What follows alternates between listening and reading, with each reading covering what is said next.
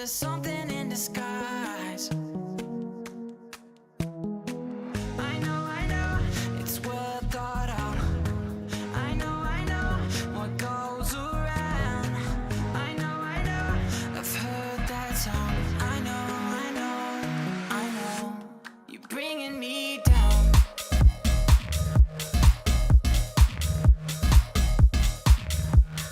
Bringing me down.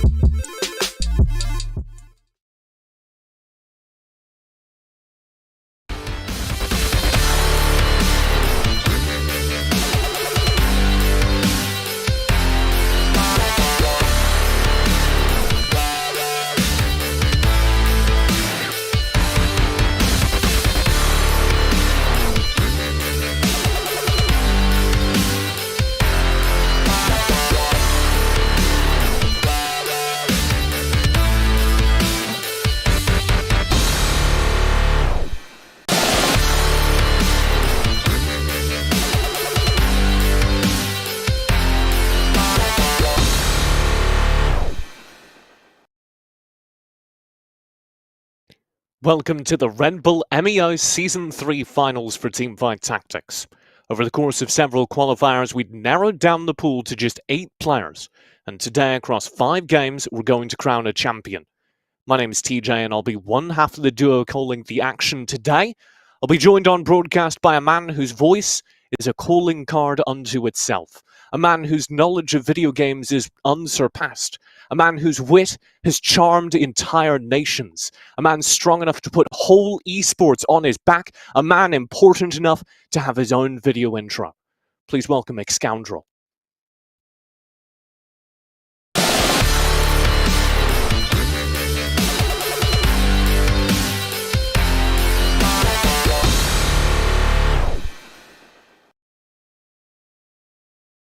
With that kind of intro, TJ, I feel like I needed my own wrestling ring to walk down from. That was what it was. I needed you to bust through the wall and come in and shout a catchphrase. No. I could have turned my camera around and bust through the window, but I don't think my parents would have been very happy about that. I think unfortunately we'll have to settle with the video intro, which, by the way, TJ, you also got. So whilst I'm carrying esports on my back, I will give you part of esports to carry on your back, since we both were important enough for a video intro, my man. So don't you worry about that. Okay. Well, I'll take some of the other ones, and you can take this Teamfight Tactics game. Because we do have a lot of really fun TFT ahead of us. I've been looking through the player sheets all week. One of the big things that we were both excited by is we got handed a piece of paper that had all of the players on it and a little bit of information about them. And one of the questions that they asked the players to fill in was their motto. They asked every player to provide their own motto. Scoundrel, it has been delightful. Would you like to pick one just to give people a sample, and then we'll sprinkle the rest throughout the broadcast? Yeah, I'm just having a look through some of the mottos, because I remember I saw yesterday there was some absolute bangers. Oh wait, yes, the motto is I'm going to go for the motto from Yanis. Yanis's motto is Hakuna Matata. There you go. That's a solid motto. That's a solid motto to start things off with. TJ, do you have a favorite motto that you saw? Absolutely, because it was Raul. I'm going to mess up all these names. Raul Guerno Solano, whose in-game name will be Roll, and his motto is "Teamfight Tactics is just like life. I don't get it," and that just works for me because I feel that.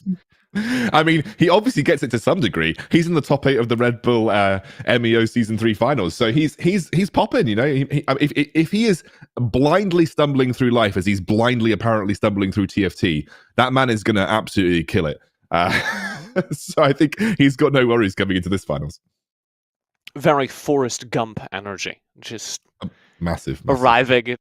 To be fair, to go on throughout this document, Roll also said that he's a Brawl Stars coach, and he analyzes a lot of his opponents in great detail, and he thinks that's what's going to give him the edge over many of his opponents. So it's very different. He's like, I don't really get Teamfight Tactics, and also I'm going to analyze this game, and it's going to give me the edge over the top.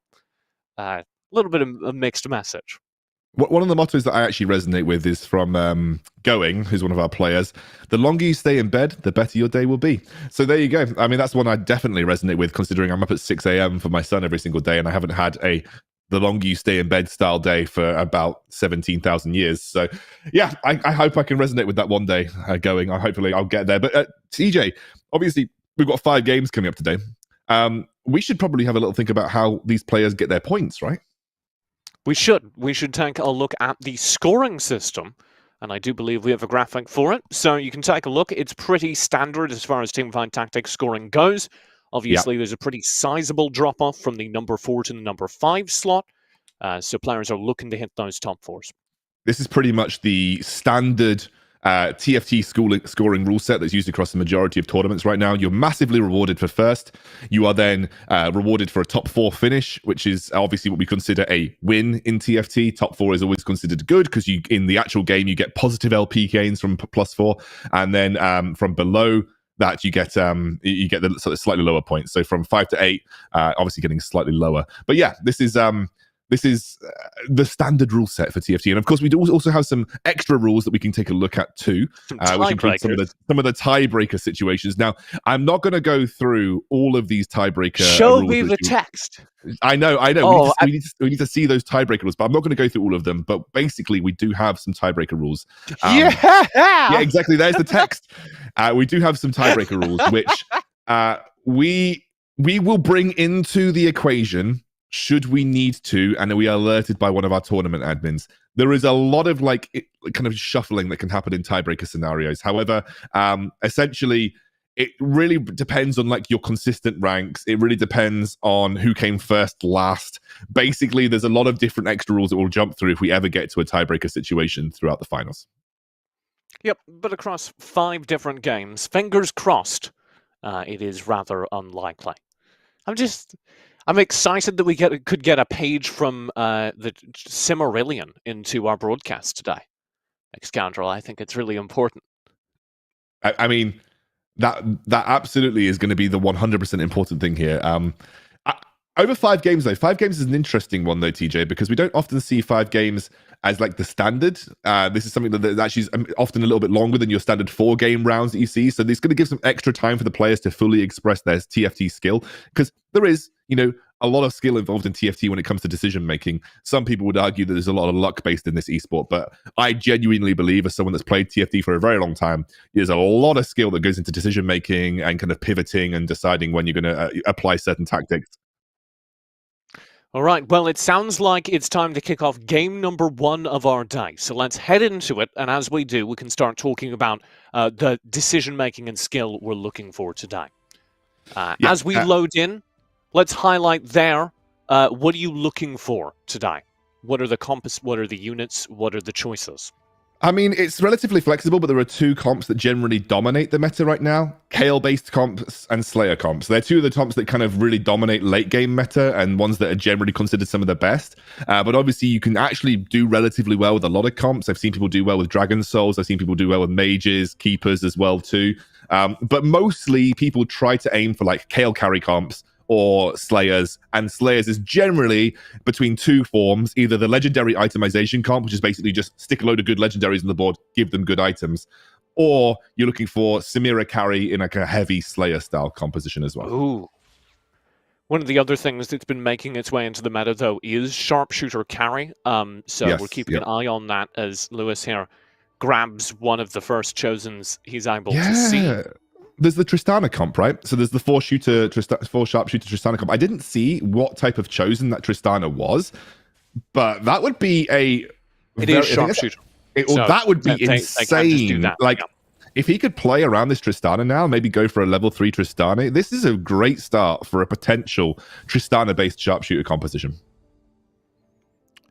Yeah, unfortunately they haven't seen a sharpshooter since, but we're going to start Vanguard and just set up for that. And that's what a lot of it feels like the game is about right now, is, okay, bridging the gap between finding an early chosen, finding an early comp, or getting into kind of keeper territory, Vanguard territory, and building until you can, or trying to stay in the game as long as possible until you can start rolling for this Samira that's going to actually determine the late game.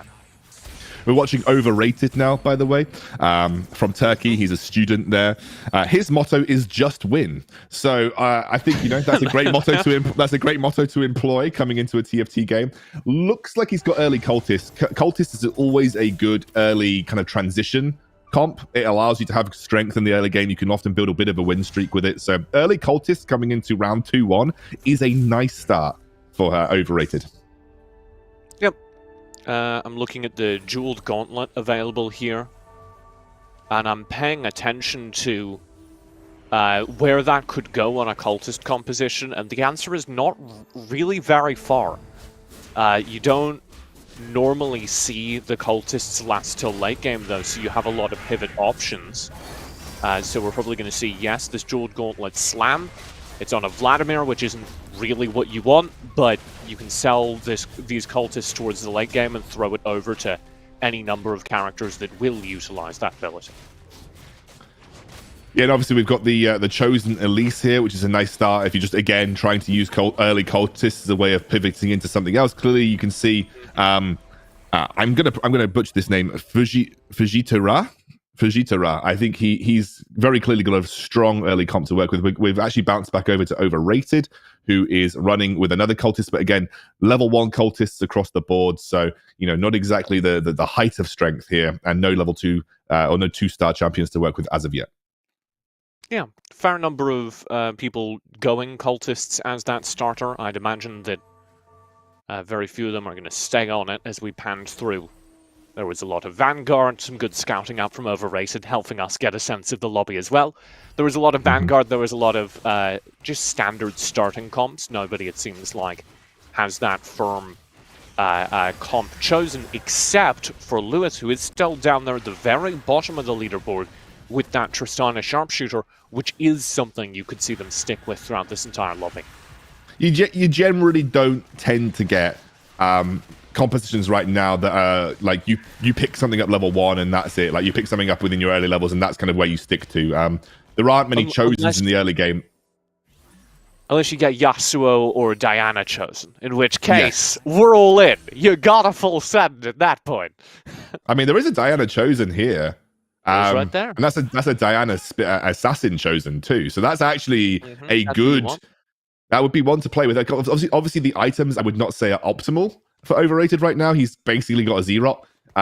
So it's like, I mean, I've seen people slam Zerots early on, right? Like I've seen people just slam Zerots and run with it. It's a good way to actually help either negate early damage or try and build a win streak.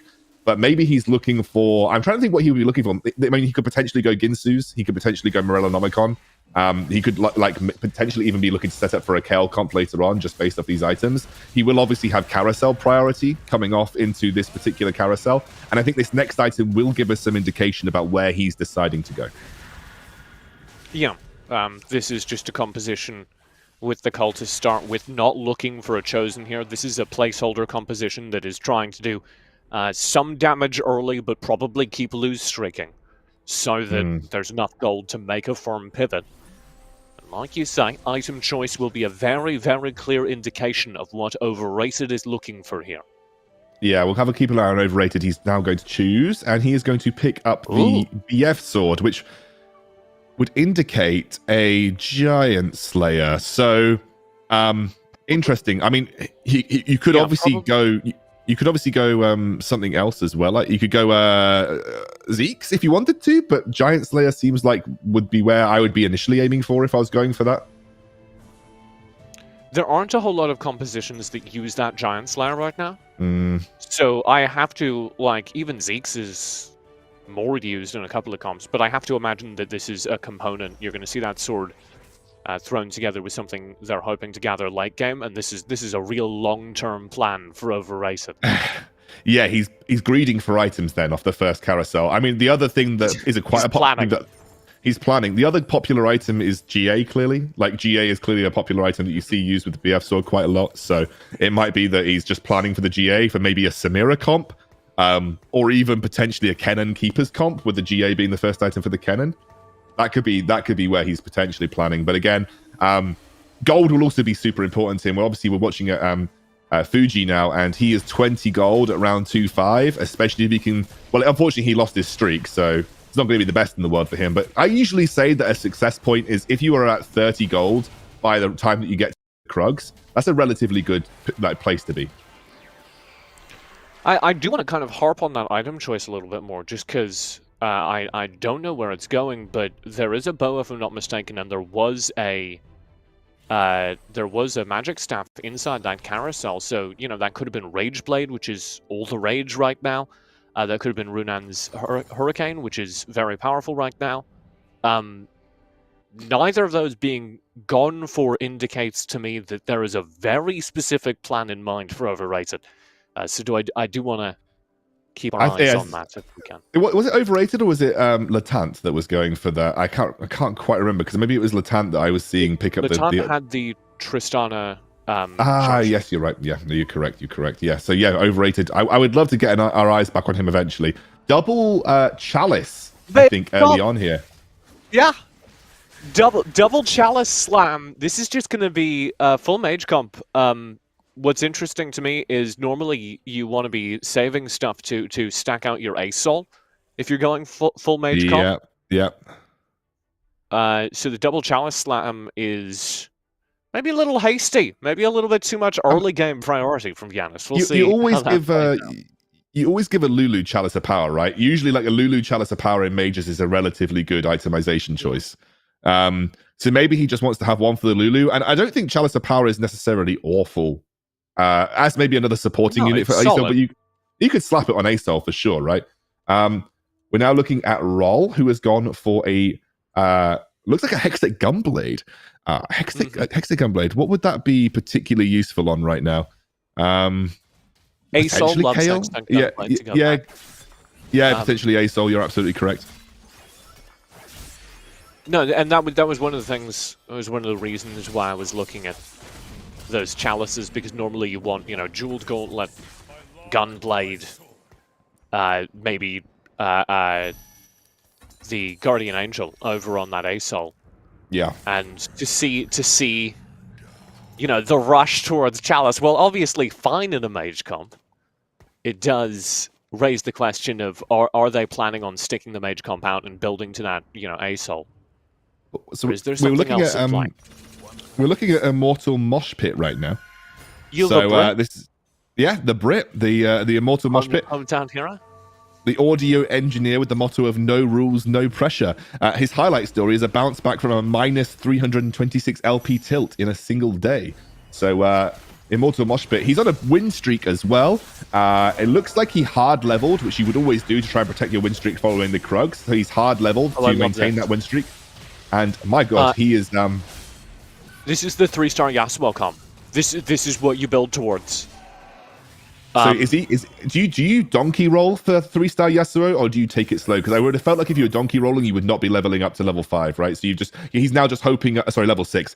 I get the feeling he's either hoping to natural into a 3-star Yasuo with the Chosen, right? Well, yeah, that's what I was curious about. So the full duelist comp around the 3-star Yasuo, you do roll at 5. But he's playing a little bit more mixed, trying to get the Mystic in there as well, kind of leaving the Yasuo alone. So it may be just an early game Yasuo. But what would you transfer the QSS and Infinity Edge into? Samira, maybe? You'd maybe transfer it into a Samira late game? Yeah. Because QSS and IE, like if you had a Hand of Justice, that's perfect Yasuo items, right? QSS, Hand of Justice, IE is perfect. Is literally perfect, yes. Yeah. Oh my lord, this is a very bonky Wukong here. I think he must be going ASOL, surely. That's an ASOL setup, I suppose. It is an ASOL setup. And there are mages on bench. Yes. You do have both the Lulu and the Annie on bench, so they will presumably be coming in to be ASOL supporters, especially as the brand comes through as well. Rolo 9, I think we are absolutely on the money there, is planning on pivoting into ASOL mage. I mean, is he just going to just pick up the Wukongs anyway? Like, is this just like a potential 3-star Wukong? I mean, can you play 3-star Wukong with those items? Is that something that is... Mm-hmm. Okay. It's a little dumb, off meta. But it's a lot of fun. Yeah, sure. I mean, he has almost got a 3-star Nasus. He has almost got a 3-star Wukong. I'm just wondering whether those items are exactly what Wukong's looking for, but maybe they are. Maybe that's. I mean, I've just never played this comp, so I don't know if it's something that works. Rolo's at 50 gold, so whilst you're rolling, why not pick up stronger characters for the front line you have now, right? There's no problem with it, and Rolo's doing very well. Just in terms of overall positioning here, because we're at 3-3, they have a solid composition here that's going to get them through a lot of the mid game, and they're starting to build up their mages, and they have so much gold to do it with. You don't want to be rolling for mages too hard until you're at level 5-6. There's no way he just lost. He just lost to Immortal Mosh Pit. He literally just lost. You can see him emoting. He just lost to Immortal Mosh Pit, which is a real Fields bad man. We'll switch over here to going as we kick things off. Spatula's picked up, obviously. Very, very strange selection of items. Magic staff, spatulas, nothing else. Yeah, you sometimes get these. I mean, the 3 spatulas picked up on the first 3 rotations. Obviously, going to be very powerful. I want to keep an eye and where those spatulas are going. I can't quite remember what everyone was running, so we'd have to obviously skip back to some people over time. But this could be that could be a pretty nice pickup here. You could get a mage cap with this, right? Yeah, you need tier. Oh, sorry. Yes, no, you're right. No, which is my brain is not working. What's the spatula item with the it's Dragon Soul. So probably not Dragon Soul, right? So we're looking for the tier for the mage cap, I assume. Yeah, if they're turning that way. 5 mage now on overrated. Let's take a look at. Oh no, sorry. Overrated was scouting when we swapped to him. Overrated still sticking with the cultist. I was like, how'd they made that swap? Okay, so the cultist has come through and they've committed all the way to this. This is now 6 cultist with a Callista in the back line. But they're all level 1, so this is going to be rather difficult. Is this going to just be a Callista cultist comp? They don't have the items for it as is, because you're looking for Rageblade Hurricane, right? Yeah, but he's got the bow, right? He's also picked up a Force of Nature, so he double spatted to a Force of Nature. So maybe he's just looking to, over the next few carousels, and obviously over the next the Wolf round, maybe looking to just try and get a Callista comp going. Yeah, I'd like to see that. There was also a Kale on bench there, so plenty of options if you get the Rageblade. Obviously, it would be kind of tempting to throw it either way there. We'll pay attention to Yanis, who did have the early mage start with the double chalice slam. And that has kind of continued. Cultists now as a bridge comp. This smacks of just getting through the early game, seeing what develops in your carousel as you keep going here. Yeah, well, I'll keep an eye on him as we continue through. It looks like it's a Hand of Justice Last Whisper. So is that like praying for Samira? Is this like a let's get to Samira comp here for like Last Whisper Hand of Justice? Last Whisper does work. I mean, Hand of Justice is one of the most versatile items right now, so yeah, plenty of options. But obviously, everyone is looking for a Samira. Yes, I mean, it's clearly just power level to 7 or power level to 8 and try and find a Samira, right? Mm-hmm.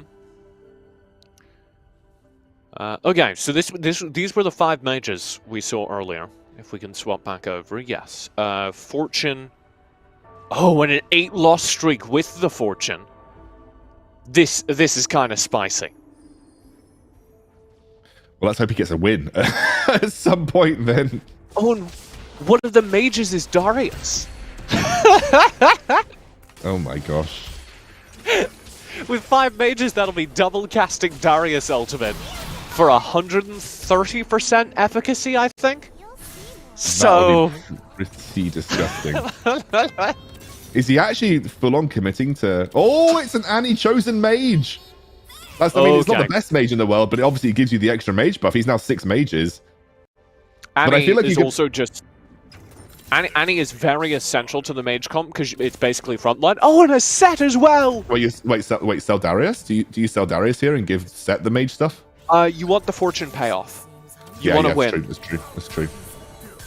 So he has to win a round in order to get the fortune payoff.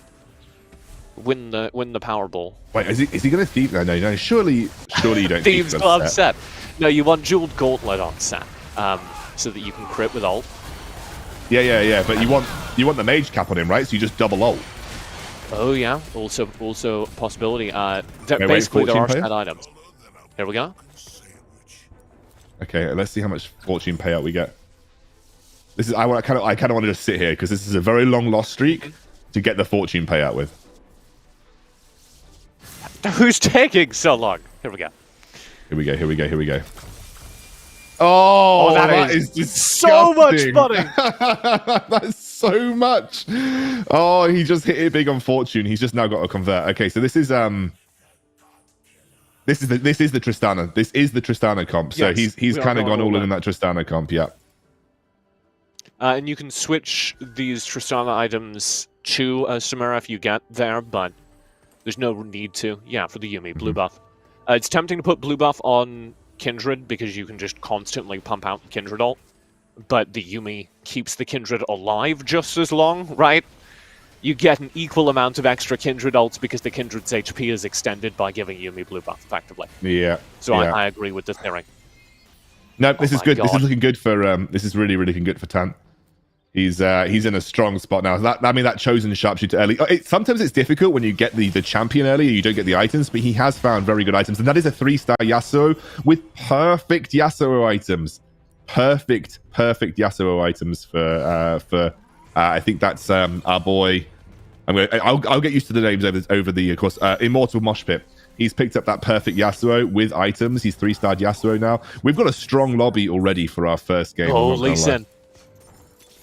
Okay, so this is a bit of a mixed comp here for Yanis, but the central carrier that is going to be this Nico in the backlines. You want Jeweled Gauntlet on the Nico so that you can build crit. You can build IE Jeweled Gauntlet, or you can just go Rabadons, like anything that amps up the Nico here. And then the Nico just one-shots an entire team because the Fabled buff, which they do have, will allow Yanis to double cast Nico ulti.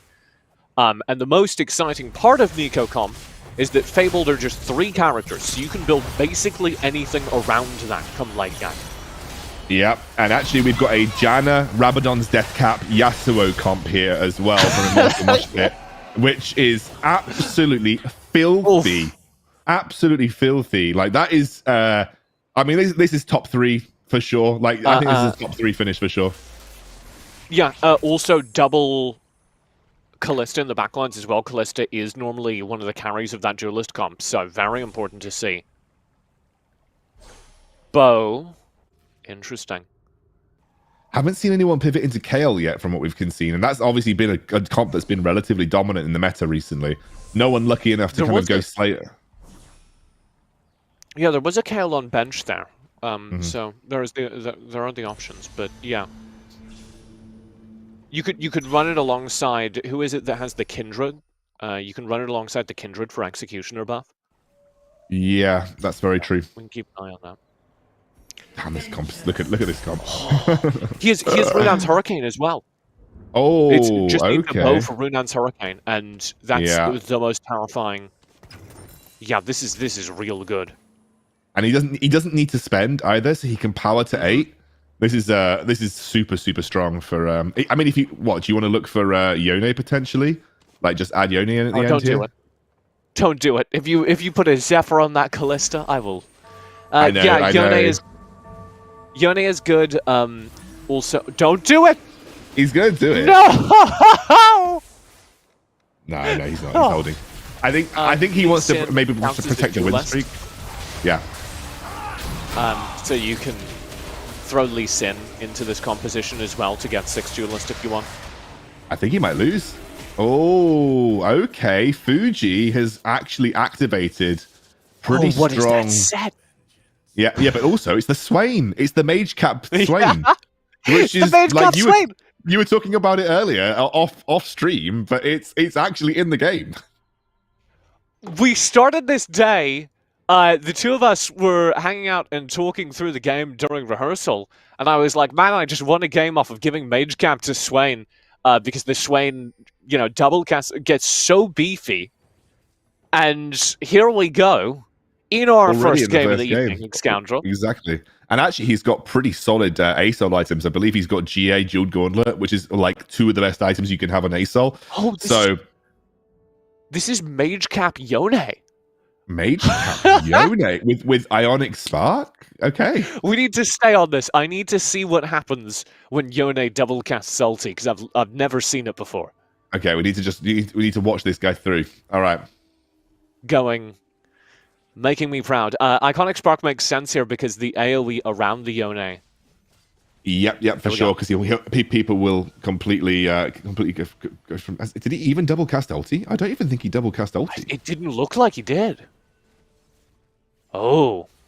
1. No, that's it. No. What a tragedy. What? You don't get a double? Maybe it doubles the power of it? No, surely not. That's Dad, I wanted to see some zigzag motion. I got debated. We just got debated really hard by the Mage Cap. Okay, get it off our screen. I don't want to see it anymore. I don't want to see this guy anymore. Yeah, going is in trouble, to be fair. This is not going too well. See what you did there. Obviously, Latant, who was the guy who picked up the Chosen Tristana at like 1-2 or whenever it was early into the game, he has now built up a relatively strong comp. He's now in 4th. He was earlier in 8th, so he's obviously managed to stabilize the ship and do really well. Looks like Roll is in danger. It looks like obviously our guy that we're following right now, which is Going, is in danger. Trying to see who else is now in that kind of bottom 4 territory. A lot of items picked up here for Going, though. Maybe he can make something of it. Oh, burning. Level 8. Oh, Swain. Digging for the Okay. Swain. Sell the Yone. Put it on Swain, maybe? I absolutely sell the Yone. Absolutely sell the Yone and put it on Swain. You have to. Mage cap on Swain would be fun. Here we go. In goes the Swain. Itemization coming out is going to be Gunblade. I would say on the Vagar, but I'm not convinced it will stay. Frontline gets a little beefier thanks to the locket. You have Make to sure get to rid move of this Yone, way. surely.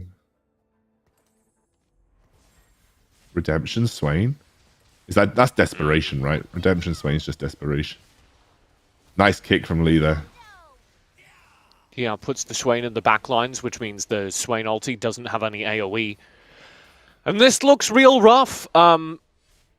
The Swain, one of the beefier characters on this team, which is one of the reasons I'm not sure about that redemption, will eventually go down. Good ASOL items. They're on Furahita, is that correct? I've just been saying Fuji. Fuji? Alright, I like it. We'll roll with that. Poor Going. We'll get an ASOL in, could pivot towards 7 mages, see if that carries the day. Are we looking for There's a overrated. 2-star Ornn? 2-star Ornn here? There's a 2. Don't Okay, sell the so Ornn. you want the Ornn item first. Yeah. Maybe the one on bench, if that's what you mean. But Yeah, but if you get This is- 2-star, you this get it is- quicker, right? yes. This is Kale, but obviously right now we don't have a 2-star Kale, so Seeing the 2 Kales going simultaneously, though, is just pure chaos. Yeah, this is one of those just messy, I don't know, get me to late game so that I can play Kale comps. And That here we is go. the Kale. In Oh, late wait a game, second. That is a chosen Kale, by the way. which means instant 2-star. It is alongside Zeke's Chalice Executioner buff from the Kindred. So this is very powerful. Oh, and we get... Oh, that's terrifying. We get Nazir in there as well. And we're almost at the Ornn item. So one more round and Ornn will produce that item. So this is looking pretty good, actually. This Kale is, I think, going to look rather scary. We did lose our first 3 players over the last round. So our top 4 is shaping up here. Oh, huge knockup. Kale almost down. This is why GA is pretty good on Kale. But looks like they'll get through it anyway. RFC very powerful because it just lets Kale sit at the back and pump out damage. Yeah, legit one of the best items on that champion. Oh, what can we pick up here? Hand of Justice, right? Hand of Justice or Trap Claw or QSS, maybe? Yeah, I'm looking at Jeweled Gauntlet to be very popular, and indeed, it was one of the first things picked up. Oh, he's gone for another Cloak of Silence. So maybe Very just good looking late to game. delay. I think very good, especially versus the heavy mage comps we've got, right? So you just kind of want to Into say, yeah, basically just delay ASOL as much as possible. That's a pretty solid pickup. He's already got 1. It just means that he'll be able to get a wider breadth of application throughout his comps. Okay, so we're doing this. What did we just... Okay, Ornn across the board. Mosh Pit, still top of your leaderboard, 71 HP. And Plenty he has of picked up the gold. Yone as well, by the way. I don't know what Mosh Pit particularly does with the Yone. It's nice because you get... It's nice to put in when you level up, but he's going to have to level up to put it in because the comp's pretty balanced right now. Well, you get 80% lifesteal from 2 exiles, right? So you have Yasuo and Yone. So you do get the lifesteal for Yasuo, which is why you keep it, right? Which is good and important, but the Yasuo ought not to be the hard carry. We'll see how this goes. I mean because look Yasuo, at his lifesteal. is terrifying. Normally you're looking for like Kalista, but this 3-star Yasuo Oh no. is truly terrifying.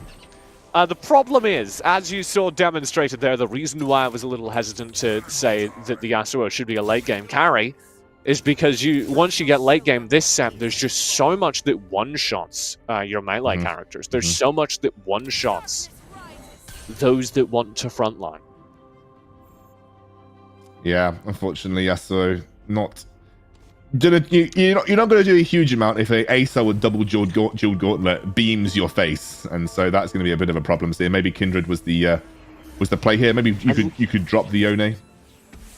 I love Fuji's comp right now. I mean, because you have this A-Soul. Yeah.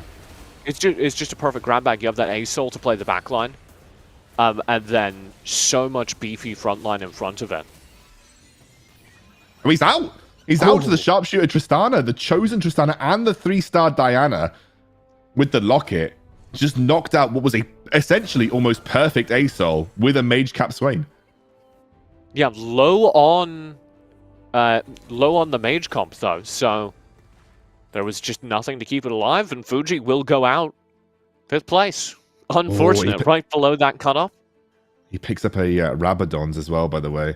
He's essentially assessing where the Rabadons is best to go on his Shen, maybe to help prevent damage, or obviously go over to his Diana to increase the amount of damage he's doing on the backline. Jeweled Gauntlet pick up here, which is quite nice.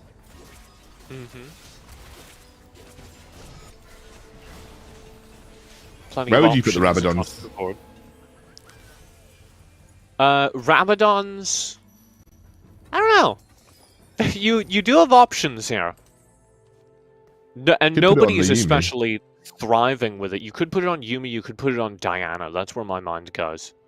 Yeah, he's obviously kind of taking a look at it. I think he was deciding between Shen and Diana. You could also okay, this is the bad brain, but I would see what happens if I throw it on Kindred, maybe. Which wouldn't be good, to be clear, but it would be fun as hell. Yeah. Okay. So this is going to be actually a really fun Diana to watch now. Oh, but they're not going to get to cast ulti because of the cloaks. That's real sad. Is the Diana just dead? Diana just died, right? Oh yeah? My gosh. Yeah. Without getting to cast ulti. Oof, the double cloaks coming in clutch here. Overrated, knowing what they're going for.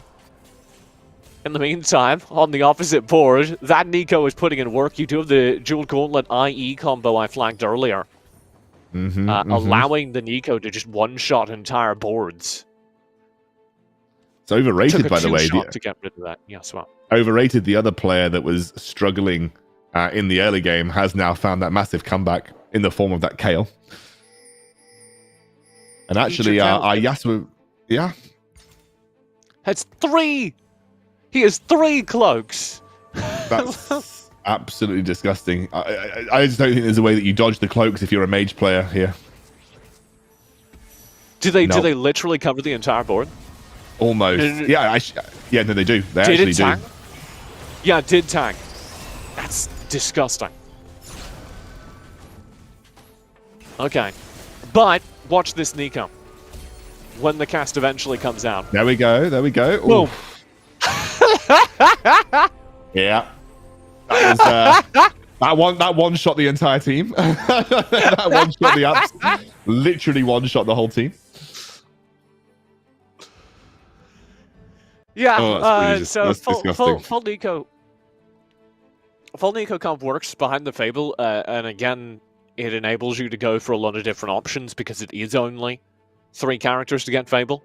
But they have gone Vanguard for the front line, and one of those Vanguards, one of the Fableds actually, is the Cho'Gath. Cho'Gath now with Morellonomicon, Sejuani with Morellonomicon as a Vanguard. So this comp has so much anti-heal, which makes it so that nobody's healing through the burst from their backline. I mean, Cho'Gath's Fabled ability is pretty nutty as well, so... Goodness gracious, just permanently knocking up. I think that's knocking out... Is that knocking out Latant? Is Latant getting knocked out here? Okay. Maybe. I'm keeping my eye on that Teemo and praying that they can do a little bit more. I think Latant will live this. I'll make a bet. Oh, he will. Yeah. He will. I think Immortal Mosh Pit's on 1 HP as well, by the way. So Immortal Mosh Pit and Latant right now, 1 HP and 3 HP. And then we have obviously Overrated and obviously the guy we're currently following, which is, I can't read the name, Yanis, who we're following with this Nico comp right now, who's kind of on a streak in the late game, which is pretty insane. Yeah. It's what 4 Fables can do to a man. For the full duelist, oh, actually, we'll go over to Overrated, who's running Executioner off the pivot, building around now a Rabadon's Kale. The full duelist over on Mosh Pit is doing pretty well, but not able to get past this 4th mark as we've hit late game, and as many duelist comps before it, Mosh Pit is just kind of hitting a wall. Yeah, it's one of those things that unfortunately you just don't, because it takes a little while to get duelists rolling in a game, like versus these very heavy like burst compositions. It's almost impossible, and unless this Yasuo gets to the back line. You need Kalista to be a late game carry for this composition. Yeah, and Yasuo is just dead. Yeah, Immortal's out. At least Sin wait, at least Sin is doing work. I mean, oh no, wait, never mind. Oh, the kick! The kick! Is it? Oh, he's got the mana for the kick. He's got the mana. Oh, no! Oh, he was winding the kick up. But he survived long enough to claim 3rd place as Latant with the sharpshooter Tristana has been knocked out, and now we are looking at Kale versus Nico in the late game.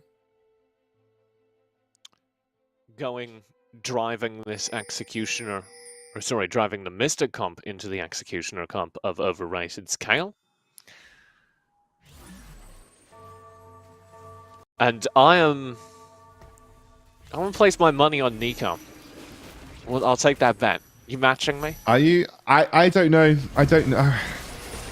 I just think the triple, the 2-star Azir, the Rabadon's Kale with the triple silence. I'm not entirely sure you can beat this Kale right now. Oh wait, no, watch this. Goodbye, Kale. Never mind. Oh dear. Oh. Okay, show us Yanis's board. 2 HP. What changes does Yanis make in these next couple of seconds? They have a round versus the Rift Herald. Overrated has no gold left. Neither of them do, I think. What can Yanis even do here? I mean, he's got a locket that might keep, if he shoved the locket on the Yuumi, or you know, at least just try and shield or maybe on the front line to just shield the Cho'Gath for a bit longer. Front line, yeah. Yeah, it's I don't think there's a good way for Yanis to win. He has to get a very early Nico ult, and because the triple Shroud of Silence is kind of screwing him, I would say that it's going to be difficult. Fishing. He's fishing for a 3-star Nico, but he'd have to be very, very, very lucky. Just doesn't have the gold. Okay. Can your front line survive long enough with a locket is the real question. I'm not entirely... I mean, you clearly cannot avoid the Shroud of Silences that are across the entire board. He's trying to, but all the Shroud of Silences are just too strong. Oh, changing the positioning here, bringing everyone back in a bid to just take more time. Poor Aatrox got left out in the lurch a bit. But just trying to buy as much time as possible, even with the positioning. Get a double cast to the Nico ult off. It is also worth noting, none of the other, and there are a fair number of them, none of the other big ultis get to be spent there. So, the composition from Yanis that is around so many of those abilities, none of them get fired. Triple Cloak of Silence, Scoundrel. That's what takes it in game number 1.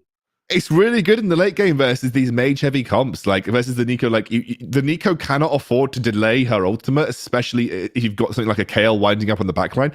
You might have stood a chance if you had your own Cloak of Silence and you positioned it in front of the Kale. That you might have stood a chance there. I think it would have been rough. I think it might have still been difficult to achieve. But I think the triple Cloak of Silence, just getting board-wide coverage, which meant that positioning was impossible like impossible to avoid that.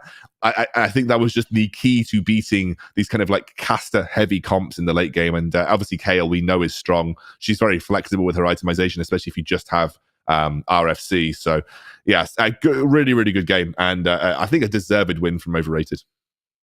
Yeah, 10 points to Overrated as they play through a kind of quiet early game. They were the one holding on to that cultist comp that didn't have a chosen for a very long time.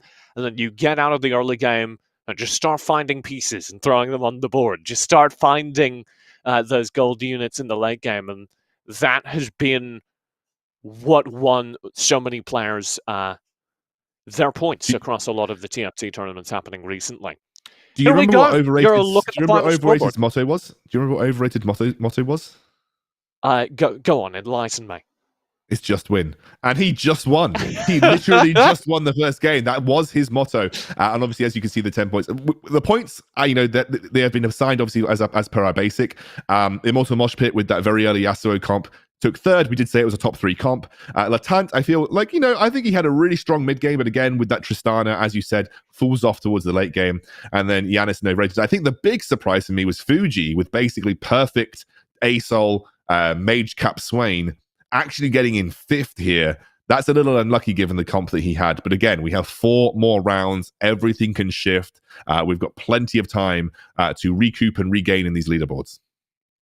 Yeah, plenty of teamfight tactics still ahead of us as you do get your final look at the scoreboard screen here. We're going to go to a lightning fast break. When we come back, we'll have game number 4. We'll have more of the TFT finals here at the Red Bull M.E.O Season 3 finals. Don't go anywhere. We'll be right back after this.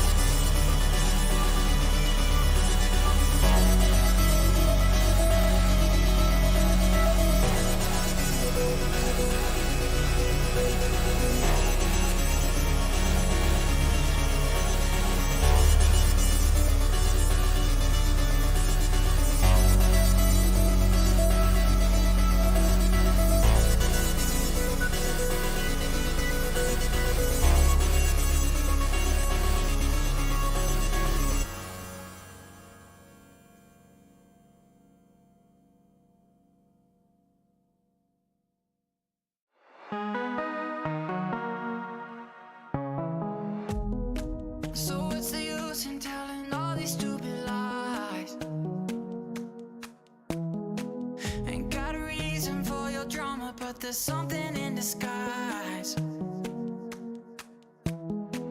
I know, it's well thought out. I know, what goes around. I know, I've heard that sound. I know, you're bringing me down.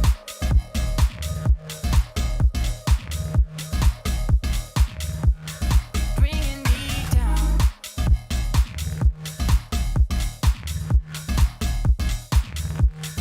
Bringing me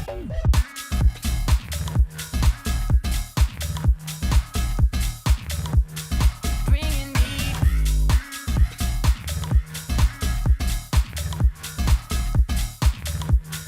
bringing me down. I've been willing, I've been able, think I'll call you up tonight. And if I lay down on the table, you just avert your eyes.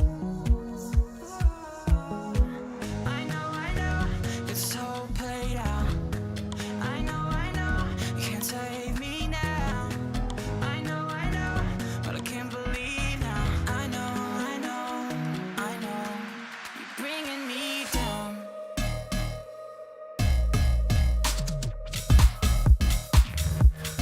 Bringing me down.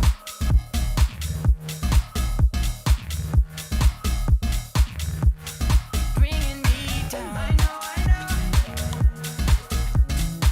I know, I know. I know, I know.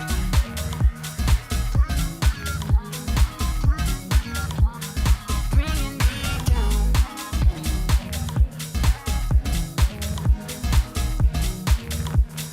Bringing me down.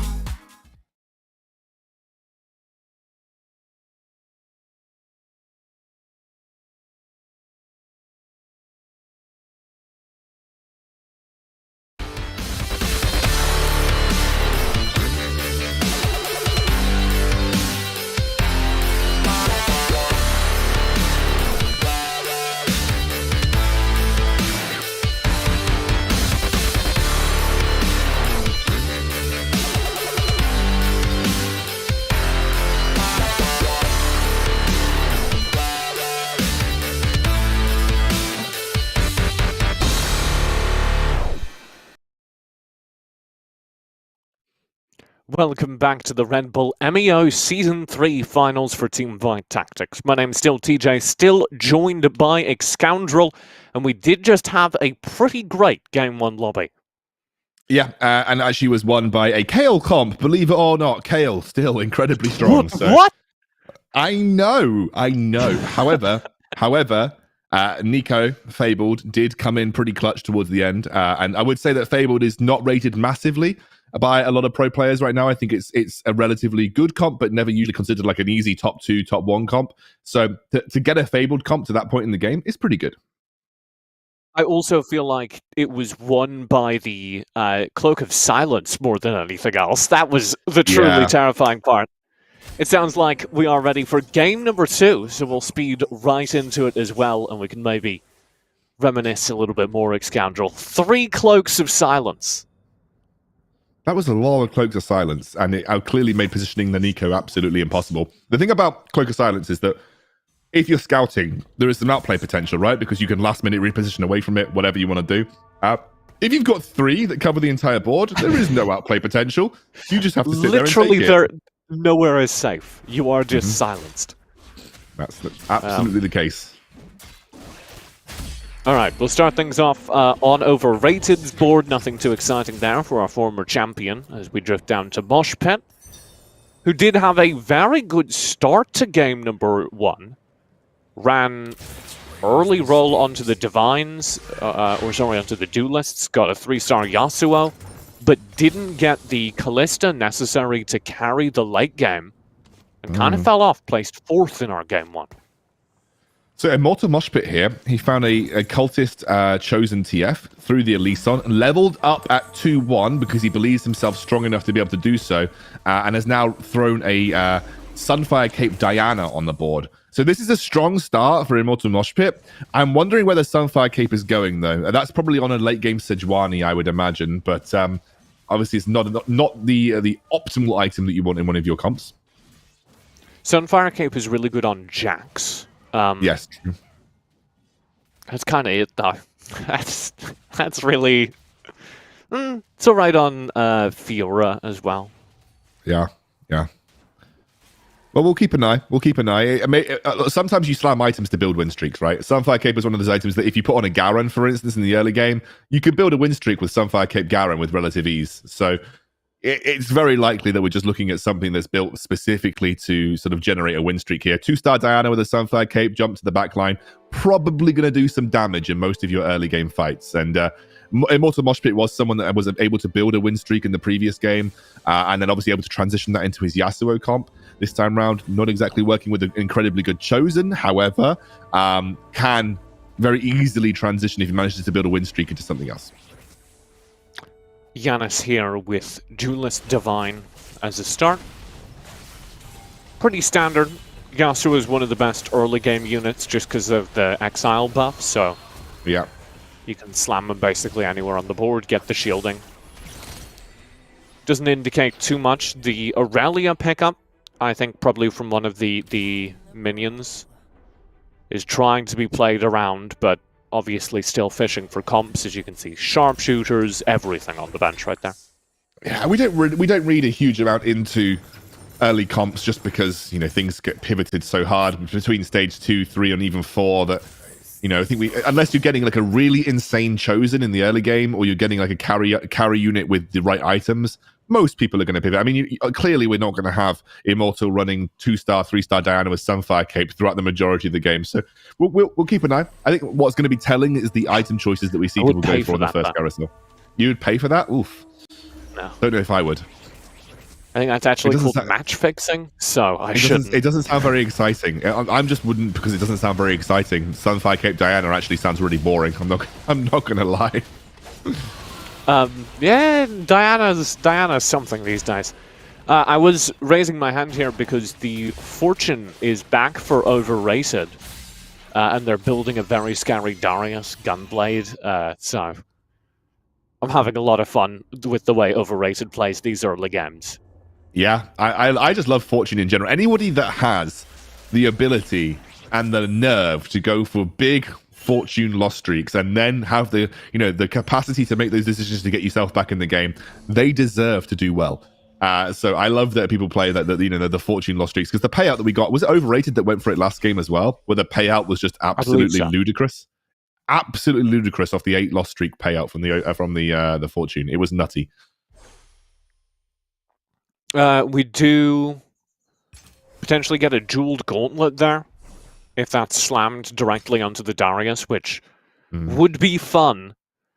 It's always fun when you have like a loose item on a unit and you can just finish the item on them into carousel.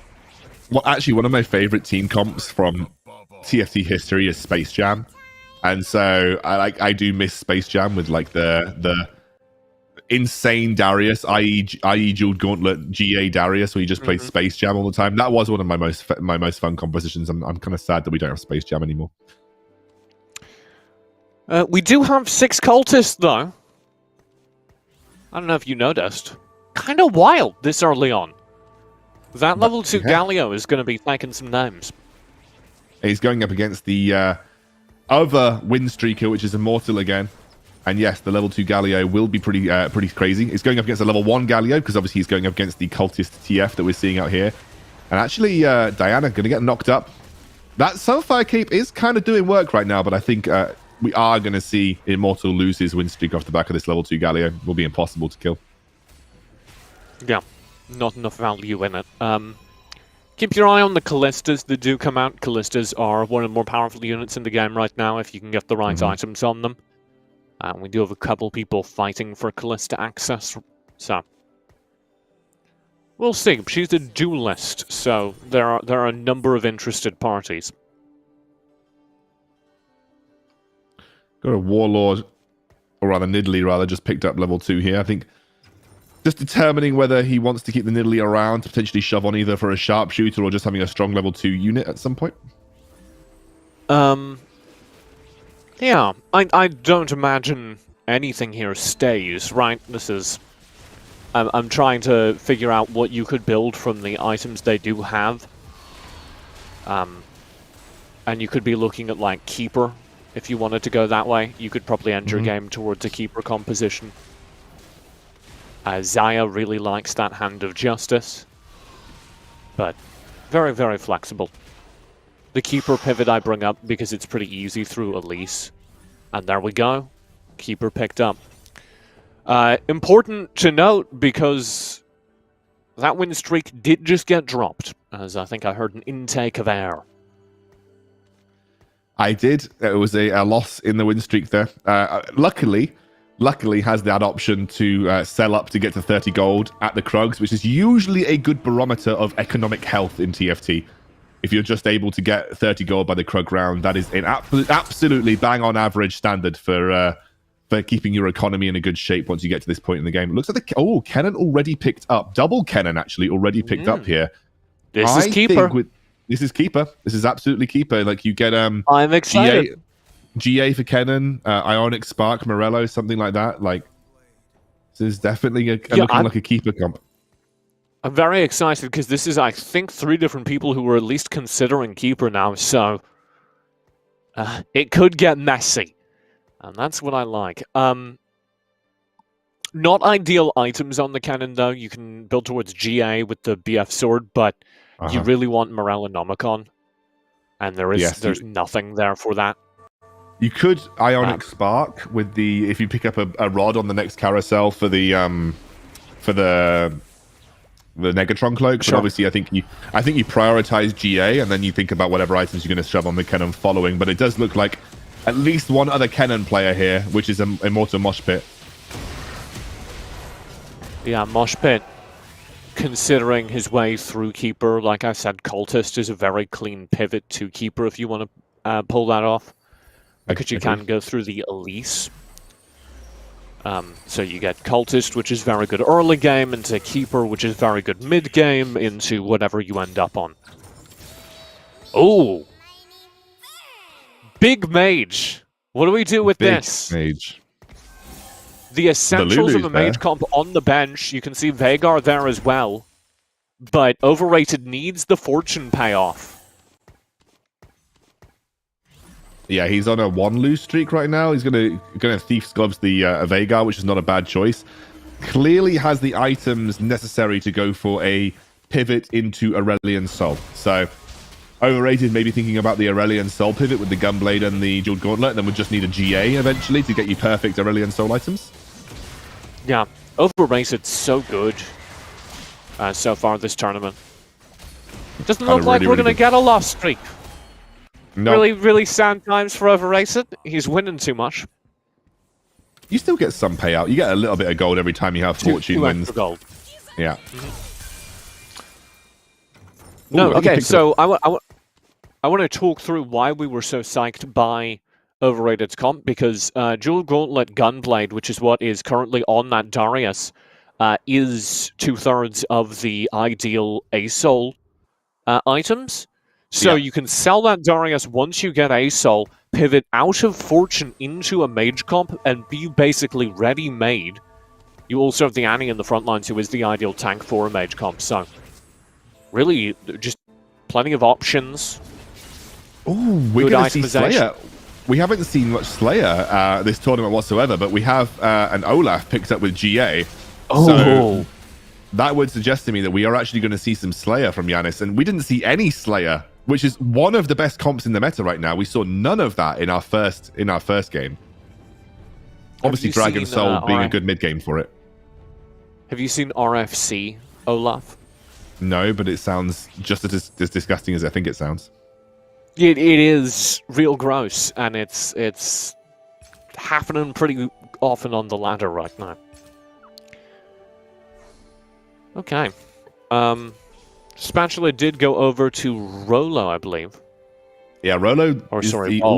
Roll. Yeah, he came last. He came 8th in our previous game. looks like he is struggling in this game so far, but obviously things can change. If I remember, Roll, his quote was, "TFT is just like life. I don't get it." Clearly has been not getting the finals so far. Hasn't worked out for him massively. So. Scoundrel, you cannot say that. You're awful. Hey, I mean, it's his quote, not mine. I'm just quoting the quote. Ooh. Come on, T. Big fortune, or sorry, big lucky payout there from the lantern. How much gold was that? That put him over 50. That's actually pretty huge. Little Vino. This is not a good Kennen comp, though. No, but there are too many BF swords here. Hand of Justice is waiting for the Xayah. So once you get Xayah, you throw Hand of Justice, and Xayah is just such a hard carry. You could have Deathblade, Hand of Justice, Xayah, right? So you have Deathblade, Hand of Justice, Xayah. I don't really like Deathblade on Xayah, but it works. I would describe it as not optimal, but it works. It works. Okay, but he has got a 2-star brand at the moment as well. Yeah, you're assuming that's going to get sold again once the Xayah comes through, but does have an option. You can see holding on to a couple of mages on the bench.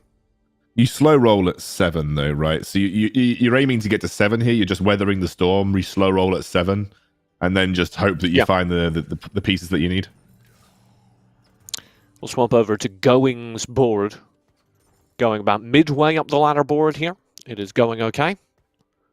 Sharpshooters in the back. This is a Sivir comp RFC there. Yep.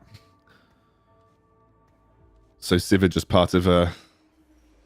Well, Sivir can slot into several comps, but you often see her in just like these legendary Slayer type comps. Also, this could very easily be transferred over to a Kayle as well. By the way, I don't know how comfortable you would be with that, because it would mean selling the Sharpshooter chosen. And Sivir is a viable carry, right? So maybe Going has in their head the set plan. No, with this much level up, I have to assume you're onto something. I have to assume with this much level up, he's fishing for some late game options. Yeah, I just get the impression, since there isn't a huge amount being invested into like getting some of these Sharpies up, I'm assuming that we're looking at a potential Kayle. I don't like the abbreviation Sharpies for Sharpshooters, Scoundrel. That I didn't like the sound of that one bit. It blew past me. You said it with such confidence, I didn't notice it. But I don't like that one bit. Oh, well, you tough. tough TJ. Sorry, mate. That's what I'm using. Okay, we're looking get over it. Yeah, literally. We're looking at a... I'm guessing we're waiting for a Ginsu's Rageblade here. Obviously, there is a GA option, so you could have GA... if you had GA Rageblade, and then if you could pull a rod from the next carousel, my word, you have got perfect Sivir items. Sorry, no, perfect KL items. That is absolutely perfect if you could pull those. Okay, here we go. Yanis opposing Overrated. Overrated. Still scaling off the back of their mage comp. A lot of power on their bench in terms of itemization.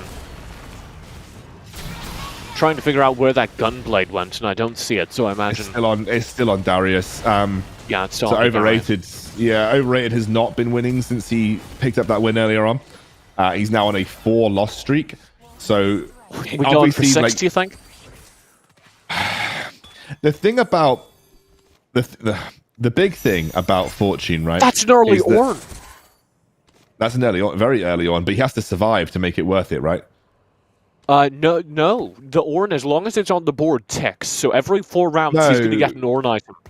He has to survive 4 rounds, is what I'm saying. That Ornn item might not. Yeah, because the thing about Fortune is, and the big problem with Fortune is that you have to essentially make the decision between either losing the payout or not dying. And hand up, you've got the hand up. Let's go. Sorry, I've just noticed that Immortal Mosh Pit has chosen Akali on the bench because he doesn't want to debuff Or he didn't get the swap out in time because the Death Blade in Hand of Justice, this very buff Akali on the board, has all the items. So they can't swap in their Chosen. He's looking to 3-star it. So he's keeping the Chosen on the bench. And I think there's an Akali in the shop. So we are looking at a potential 3-star Chosen Akali full ninja composition. And he is donkey rolling for it. And I would be doing exactly the same thing. I would be doing exactly the same thing. I'm a little worried about the donkey rolling because there's no gold, but he's level 8 though.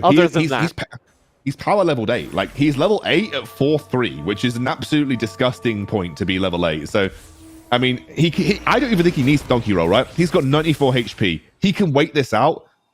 He can look to natural 2 Akalis. He is in a incredibly strong spot. 3-star Chosen Akali would be disgusting. You're looking for RFC on the Akali or blue buff. And you have the beginnings of the blue buff there. So I think you're probably saving for that.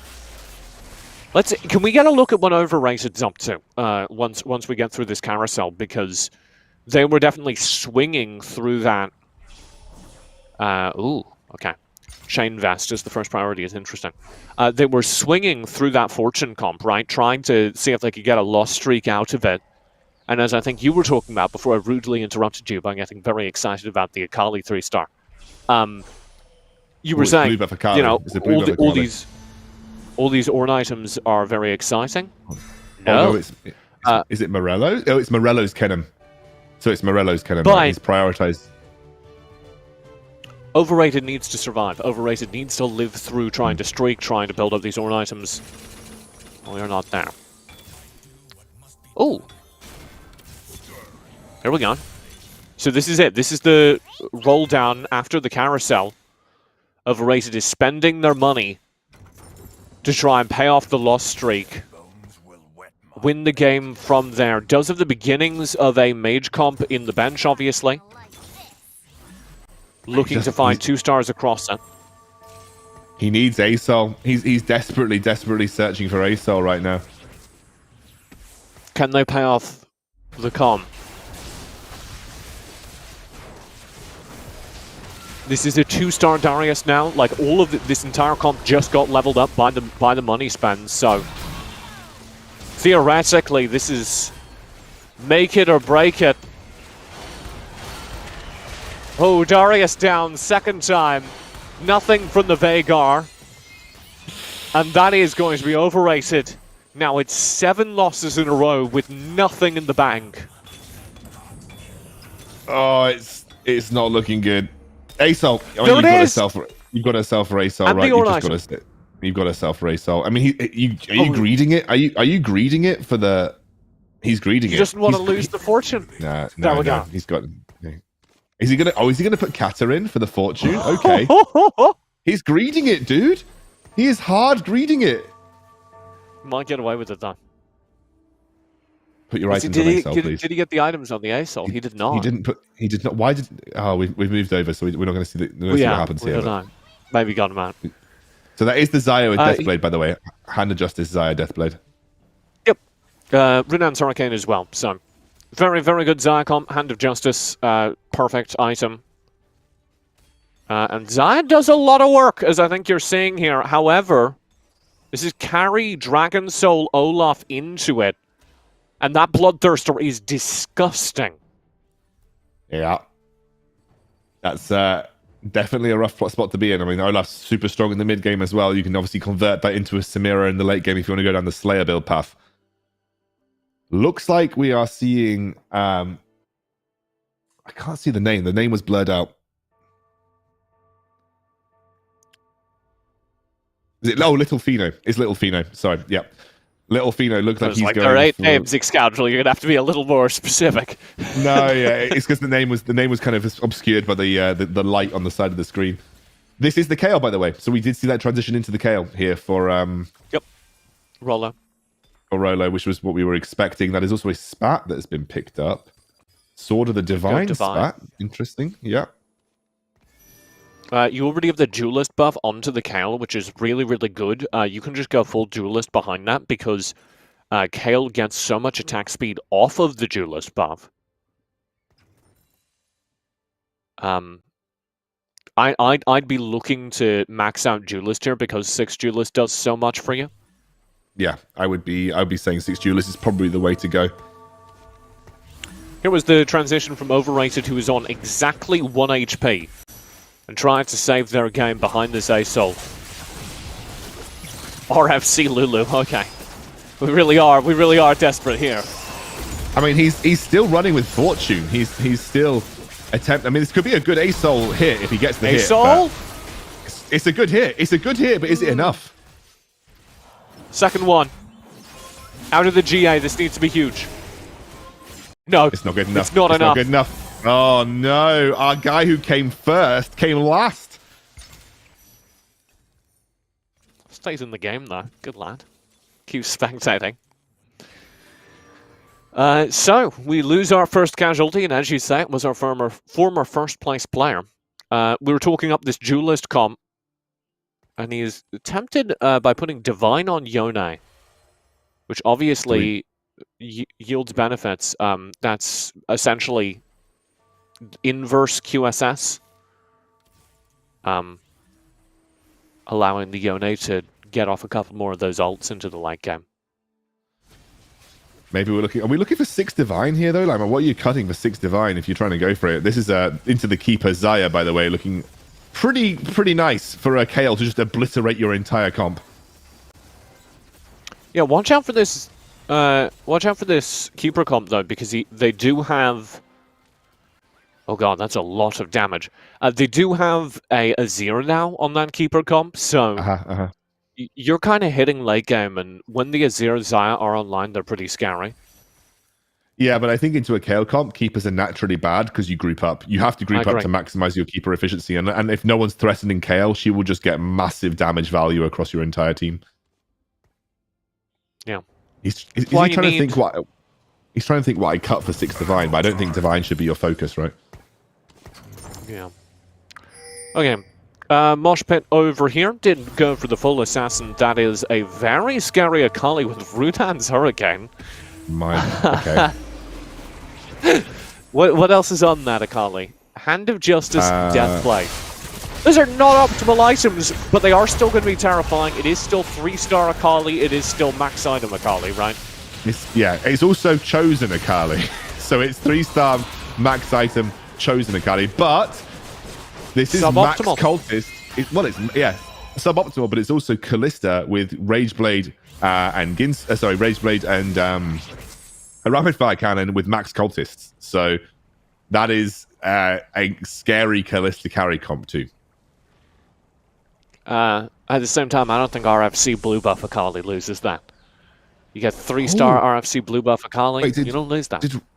Did Roll just pick up another Duelist? Yeah, he's just picked up another Duelist spot. So Roll has literally picked up another Duelist spot. So we could actually have a very easy 6 Duelist Kayle now.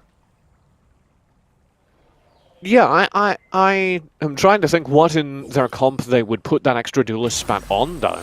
That's one of the more confusing parts. Oh, Shroud of Silence. We know how big that is. For Mosh Pit. There is Lewis, who's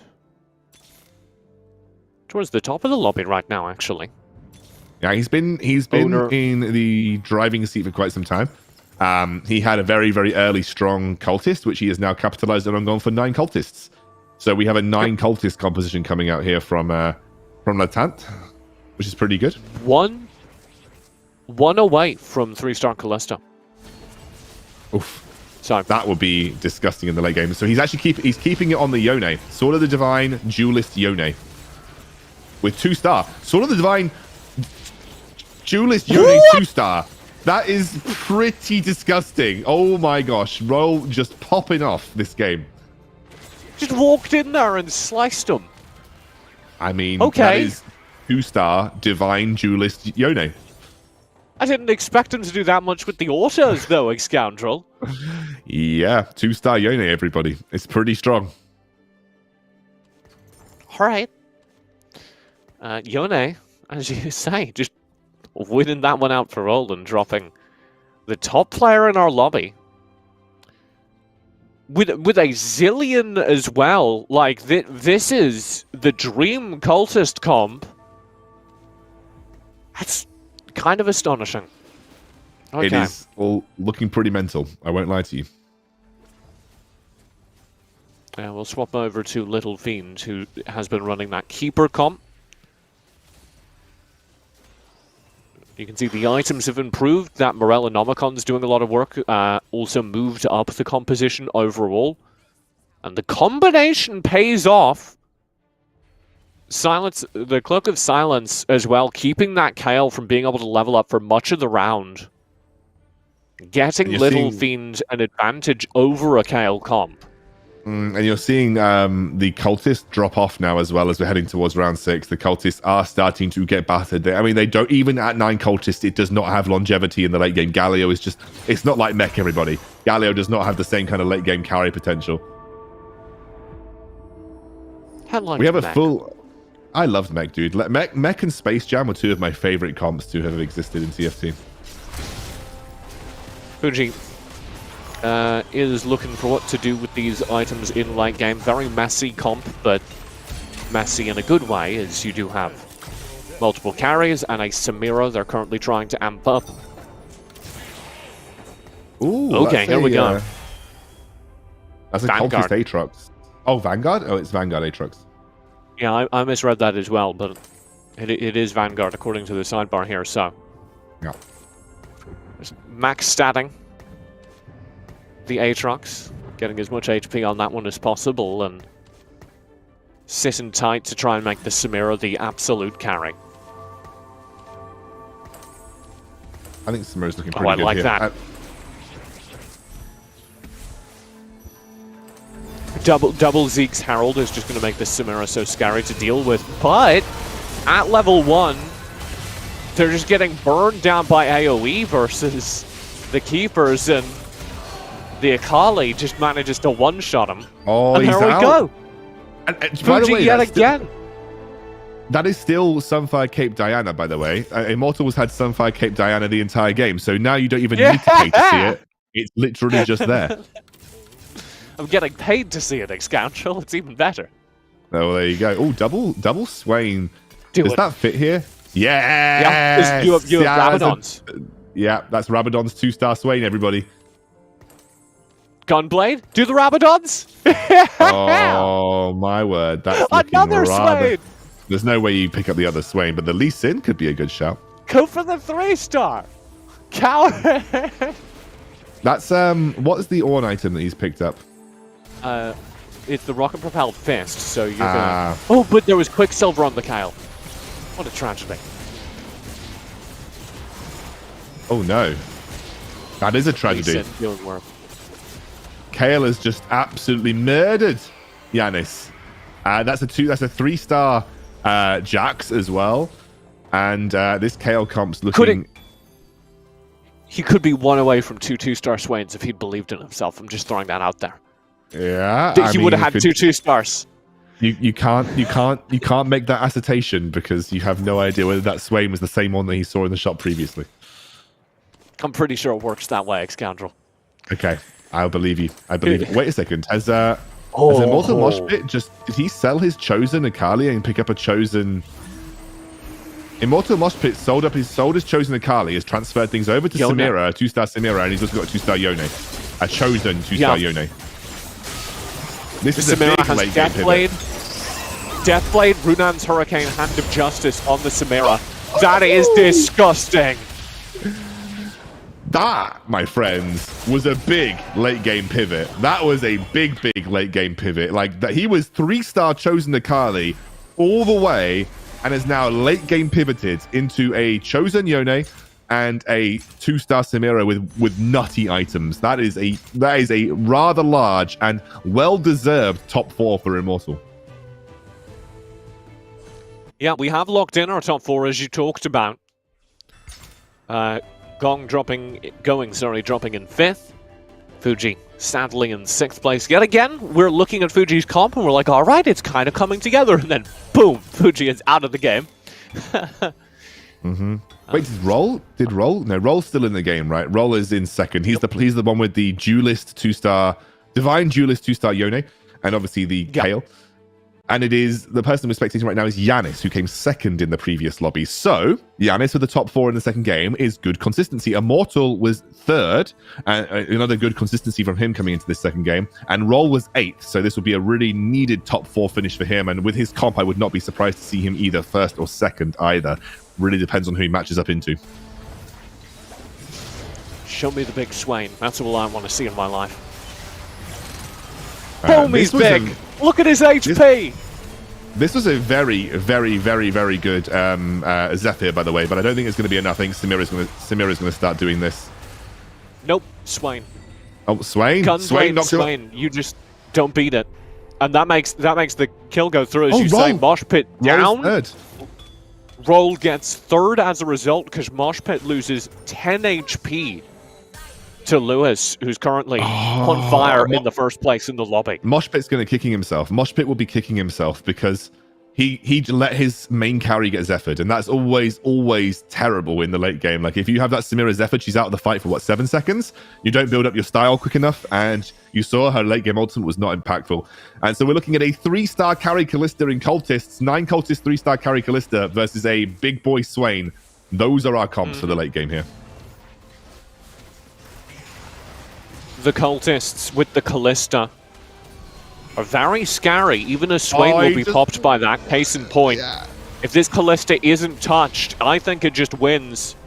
It does. I think it does just win here. There it is. Yanis taken down. You have your champion for lobby number 2. And a dancing Galleon. That's quite nice.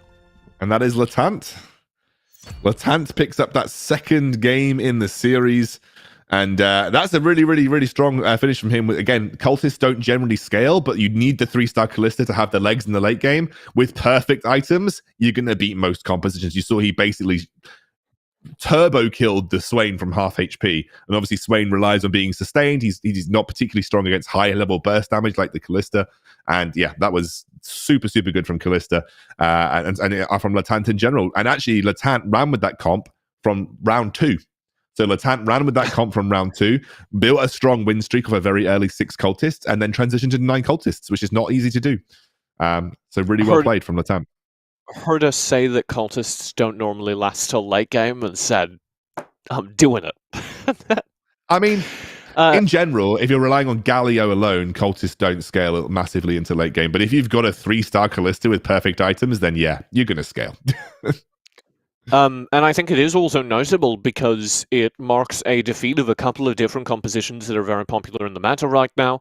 I most notably, that Keeper comp just got obliterated. The Kale comps lost. The Samira comps lost. So very, very good win. What happened to the Olaf? Who was playing the? That's what I want to know. Who was playing the Olaf, and what happened to that comp? Maybe that's one that transitions to one of the Samira comps, I guess. Yeah, I'm gonna have to check my notes, but I believe it was one of the ones that was sold. So transitioning into Samira. Yeah. Late. I don't know if we have. Who placed 6th? Did we get? That was. Do you remember that? I think it was him. Was that Fuji again? Was that Fuji that placed 6th again? Yes. Okay. I think it was Fuji running Olaf. All right. We've got the scoreboard ready to go. Let's take a look at it as we have wrapped up game number 2. How are the standings looking? Game 2 of 5. And your answer is?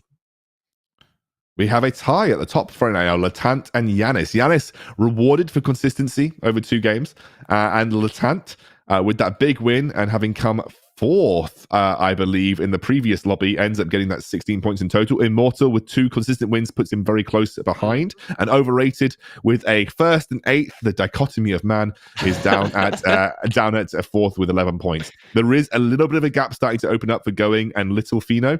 They need to start bringing themselves back in. Fuji and Rolo as well also need to keep themselves in the running here, but we have 3 more rounds of TFT left, so plenty of time for these guys to catch up in score. Yeah. Big performances for Yanis and Moshpit, I think. Like, obviously, we're going to talk about the players that get first, about the players that get 8th, but Yanis and Moshpit are so far being very consistent towards the top of the board, and that is what actually wins tournament format TFT. You don't need the first until the very last game, as they like to say. All right. That will close out game number 2. But remember, it is only game number 2 of 5. We still have 3 more matches of Teamfight Tactics to come here in the Red Bull M.E.O Season 3 Finals. You won't want to miss it as we build towards an epic conclusion. We'll be right back after this.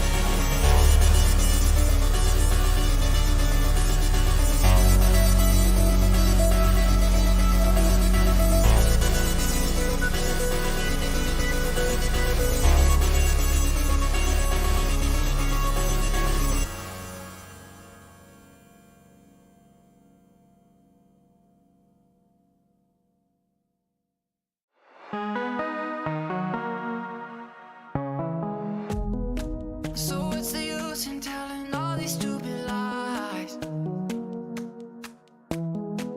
Ain't got a reason for your drama, but there's something in disguise. I know, it's well thought out. I know, what goes around. I know, I've heard that sound. I know, you're bringing me down.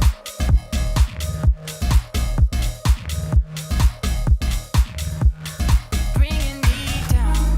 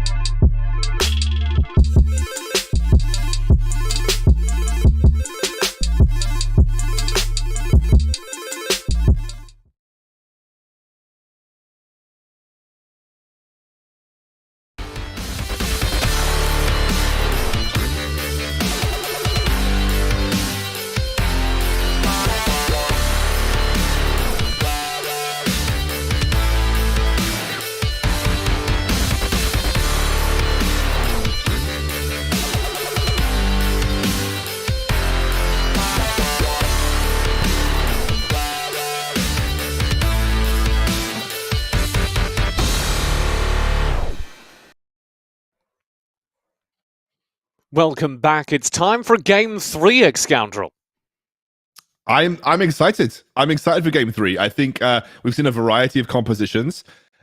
We've seen some consistency start to shine through as well. And of course, in any TFT tournament, regardless of the setup, consistency is always key to winning. So, I'm kind of excited to see how this game goes, because usually by the third or fourth game in like the longer sets of these TFT tournaments, you start to get an idea about who's going to come out on top. So this game is usually defining in terms of point scores, because this is past the halfway point. If you're generating like a 20 something points by the time you're coming out of the third game, you're in a good spot for a strong finish in the tournament. I always like to do that around like Game 3 or 4, just drop my co-caster right and do it and see what happens. If you are just joining us, it is of course the Red Bull M.E.O Season 3 Finals, and we're, as I said, headed towards Game 4. Here was how Game 1 and Game 2 were won. Game 1 went to Overrated, and here's what they played. Yeah, this is the triple Shroud of Silence comp with the KL that we had for the first game from Overrated. It was impossible for the Nico to deal with. So really, really strong comp overall for Overrated in the first game. Then we headed into game number 2 and saw a complete reversal. Everything changed up as Overrated went into 8th place. And our winning comp was instead built around a backline Callista, 9 cultists. Yep, this was a 9 cultist comp, which was difficult to. It's always quite difficult to achieve a 9 cultist comp, but they made it work. And they basically snowballed off 6 cultists, got a 3-star Callista, had perfect Callista items, and can't really do much to stop that in the late game. Galio buys you so much time for the Callista to ramp up her Ginsus and start getting her executes off. So very, very strong finish, and that was from Latant. And I don't know, I'm calling an audible here, throwing our producer under the bus, but could we take a look at the scoreboard and see where that leaves us, if it's at all possible, in the near future? We may not have time, we're headed towards Game 3, but no, we are on the ball today, Scoundrel. Here's what the scoreboard looks like. Producer smurfing it. Latant and Yanis right now tied for top. Latant did not have the strongest of games first round, but got first, which meant he went. I think he had a 4th and a 1st, but still 2 what we consider wins in TFT. I believe Yanis got 2 second places, so he's had very, very consistent performances so far across these. Immortal Mosh Pit, 2 top 3s, so he's in a pretty strong spot. I think the top 4 right now are the ones that have been performing consistently, but obviously the third game things can swing. We have seen 1st and 8ths across 2 games before, like we've seen before. So let's keep our eyes on how this third game goes. And after this third game, if our consistent players are still at the top, they are still kind of coming out with those point leads, then I am assuming that they are the ones that we're going to be keeping our eyes on heading towards the final moments in our TFT comp.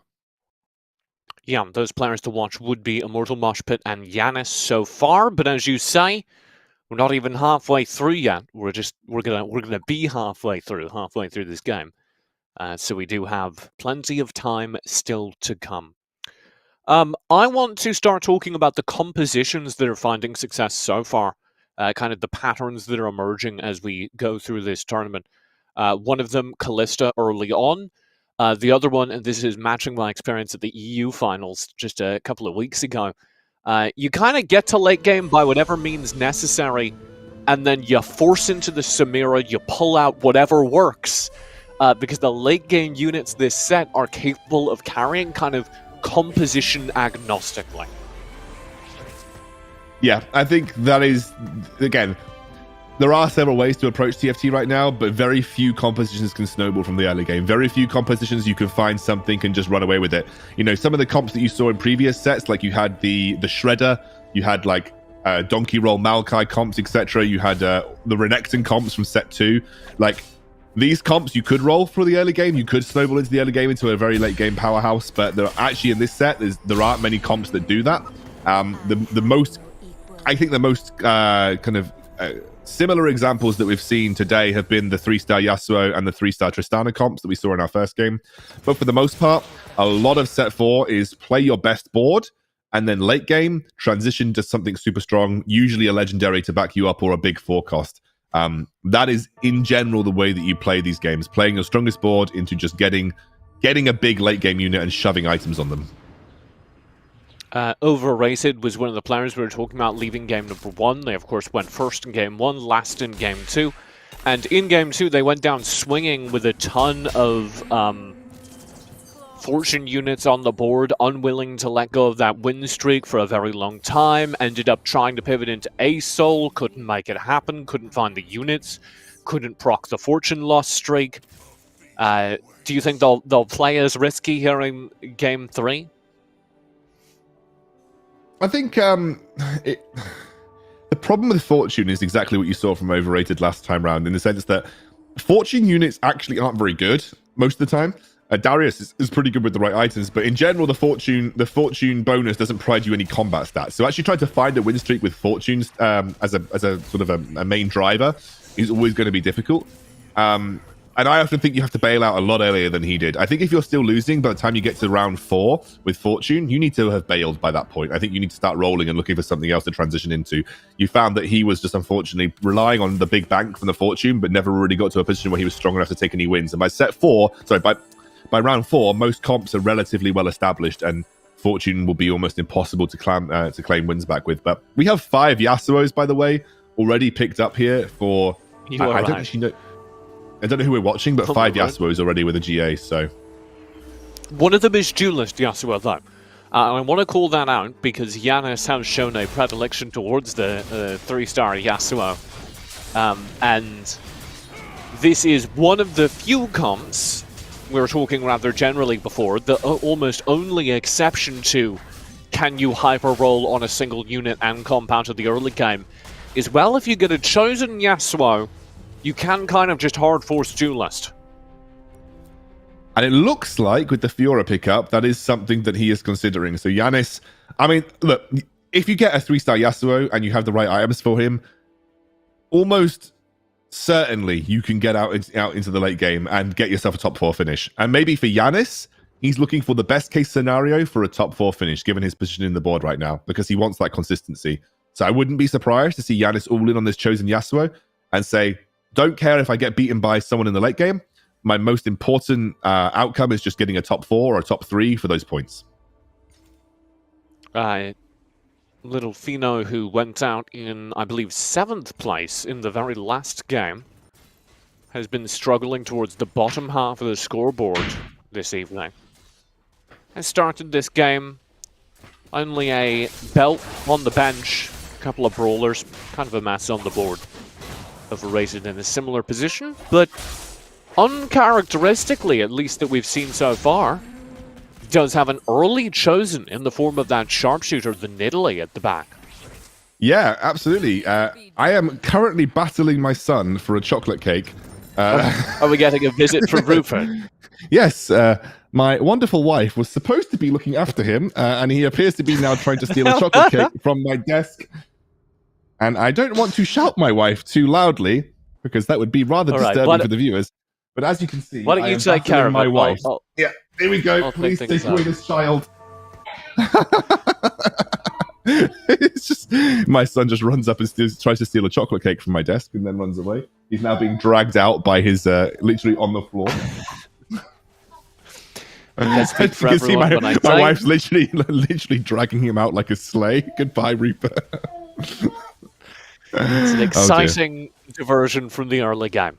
Who needs teamfight tactics when you've got Reaper? Exactly. That's two 2-star Yasuos, by the way, here for going. Oh my god! No, sorry, for Yanis. So, scoundrel. That's important, but you pivoted back from having your chocolate cake stolen so quickly. You were right back in the business. But I mean, that was a lot of Yasuos. You know, you can't ignore that on your screen. I was just blown away by your professionalism. Well, you know, it's difficult when working from home, being a dad to a 2-year-old, and all that kind of stuff. It's part of lockdown life, isn't it? But you know, I manage somehow. We scrape through. We did just see the 2-star Yasuos, and I was keeping an eye as to what Overrated would get as well. Ooh, is this a... Sorry, I've been distracted again. This is a chosen Diana Assassin comp at the very top, but the chosen is on Spirit, which is not right. Usually, No. if you run the Chosen, you want it to be the Assassin, and then you carry through RFC Akali. I think this Moshpit is did have probably- a very scary Akali last game as well, but he's going to have to sell this Diana to make this comp work. Do you think we're seeing a potential Callista comp being built up here, though? Because you have the Deathblade, you may be going for like either a Runans or a Rapid Fire or a Ginsu's. Like, it could be a Callista comp that we see getting built up here. Yeah, I don't particularly like Deathblade on Callista. It does work, obviously, but I think you need. Well, you need RFC 100%, right? You need RFC 100%. Yeah, more attack speed. I prefer Rage Blade, but you need attack speed, and Deathblade doesn't really add much if you don't have that. Having said that, Callista, still very scary. Case in point, Callista for going wins that round. Yeah, I mean, that's sad for Immortal, by the way, because he is at 2-5 with 10 gold, probably was banking on his win streak, getting him to a good gold value. And now he's probably going to have to be a little bit more shrewd with his buying. Although that is a second Callista in his shop right now. This, yeah, I think this basically, we're going. I think we're going. This is a very strange composition then. Immortal is going to have to make a pivot decision towards the mid-game, probably around the 4 mark. Nope, right away. That is the Akali to bench, cultists in. Second thoughts. Akali stays in. And I would say that the Assassins look more interesting to me as a push because you can ride that all the way to late game. So even though there are more cultists on the board, now that you're on win streaking, surely there's opportunity for Immortal Moshpit to just build towards the Assassins, I would think. That's actually something that we saw Immortal run all the way to late game last time, and then late game pivoted into Yone Samira. So he essentially ran the 3-star Akali Chosen Assassin all the way to the late game. So I wouldn't be surprised. I would frankly prefer that from him because we know that they can play that composition very well. Let's tap over to Overrated here. Overrated got rid of, or at least has benched the Chosen Nidalee. He's got a Kayle already. We're seeing okay. The Brawlers take to the field. He's picked up a Kayle. He's high rolled around 2 Kayle. So, I mean, he's got a Rage Blade.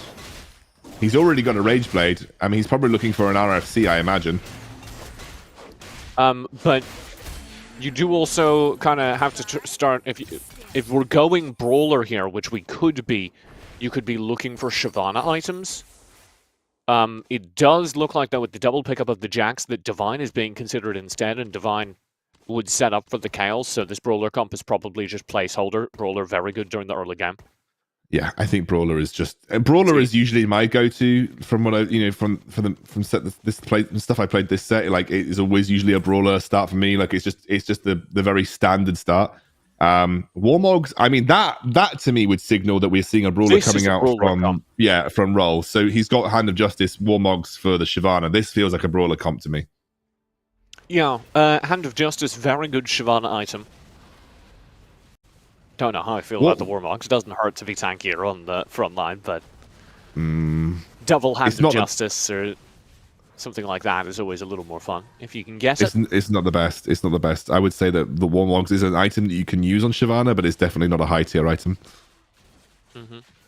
And that matters because although the Warmogs is maybe winning this round, who knows? The Shyvana is your main and almost only carry in the Brawler composition. Your entire composition is an excuse to make the Shyvana big, especially during the mid-game. Obviously, that changes late game when you start slotting in a set, when you start slotting in anything else that you're pivoting into. But during the mid-game, everything rests on the Shyvana, so having a Warmogs taking up an item slot can be detrimental. Yeah, I think if you want to make the Shyvana work, you probably have to go Runan's Hurricane. I think like you'd be lacking too much damage if you went for any other item, in my opinion. Like, I think you just need the Runan's Hurricane, Hand of Justice, and then your third item, you kind of have the damage to carry through the mid game. That is an IE Jeweled Gauntlet on the Veigar, by the way. So I assume that's going to transition into something. Oh goodness. I mean, I assume so I assume it transitions to something else late game, right, TJ? maybe, because you can put that on the Nico, like that is the Nico comp. So if we do see a pivot towards Fable, that's something to keep your eye on, but I don't see that in the backlines. You could also just basically throw it on any big spellcaster as a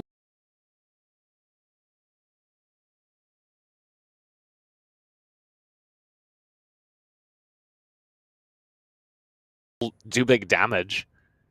You want Gunblade usually there, you want a little bit more straight up magic healing.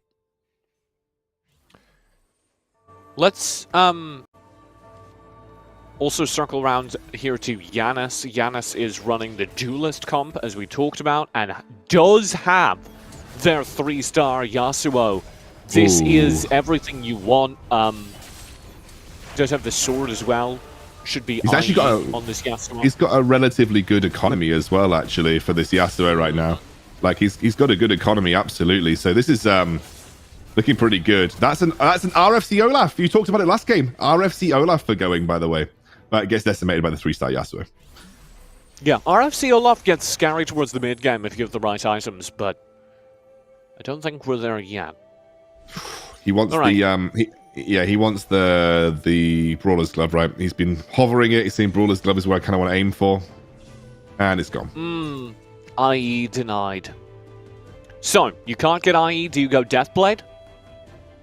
It's an option. I think you can hold out for a bit longer. You have the 3-star Yasuo. I don't think you need to be desperately shoving items on him that aren't particularly optimal. You've got the Wolf round coming up. With a 3-star Yasuo, I genuinely think you can survive until like round 5, like end of round 5, and if then you can start slamming. I think you can actually make it that far. It is the Sunfire Cape on the Sunfire Cape on the Fiora as well, by the way. So you were correct about that. Yeah, I like Sunfire Cape on Fiora. Okay, we pan over to Going here, who is the proud owner of one RFC Olaf. You're going to be looking for Deathblade as the final item on the RFC Olaf. Quicksilver Sash there. This is kind of getting scary. You do need to level 2 it, I think. But this is a really solid mid-game carry. Do you know I'm sad they gutted? They gutted Zed. Zed carry used to be super strong. Check this out. Isn't it gross? He's just auto-attacking from over his front line. What item are we going last? Are we going GA last on this Olaf? Or can we just slap? Yeah, Deathblade also works. I mean, I have obviously seen people slap Bloodthirster on him, which he does have the option for. He does get slapped by a IE Jeweled Gauntlet Vigar ability, though. So, goodbye. Yeah, the big problem, I think you're going to be, just sell it. Yeah, 100%. Yeah, no, you do this, right? So the big problem with the Olaf is that you don't have damage unless the composition works out and the items work out. That's why you need the Deathblade. But you know what does have damage? Kale. You're right. That's the answer to that question. Kale coming in here. And indeed, the Olaf will be sold. Got it in 1x, scoundrel. Look, I don't like to brag, but I'm a pretty smart cookie. Pretty smart cookie, TJ. Damn.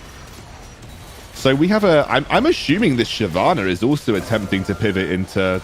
Oh, no.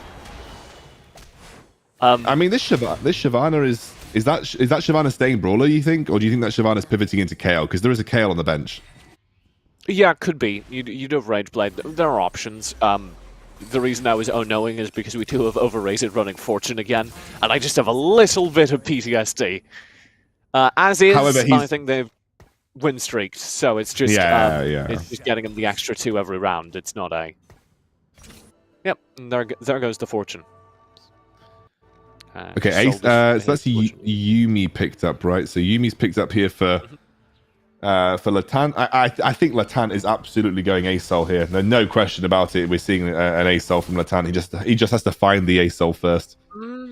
It would be a little bit awkward because their items for ASOL are on their Vigar, which is a chosen mage. So I'm not sure about that. That would be kind of rough.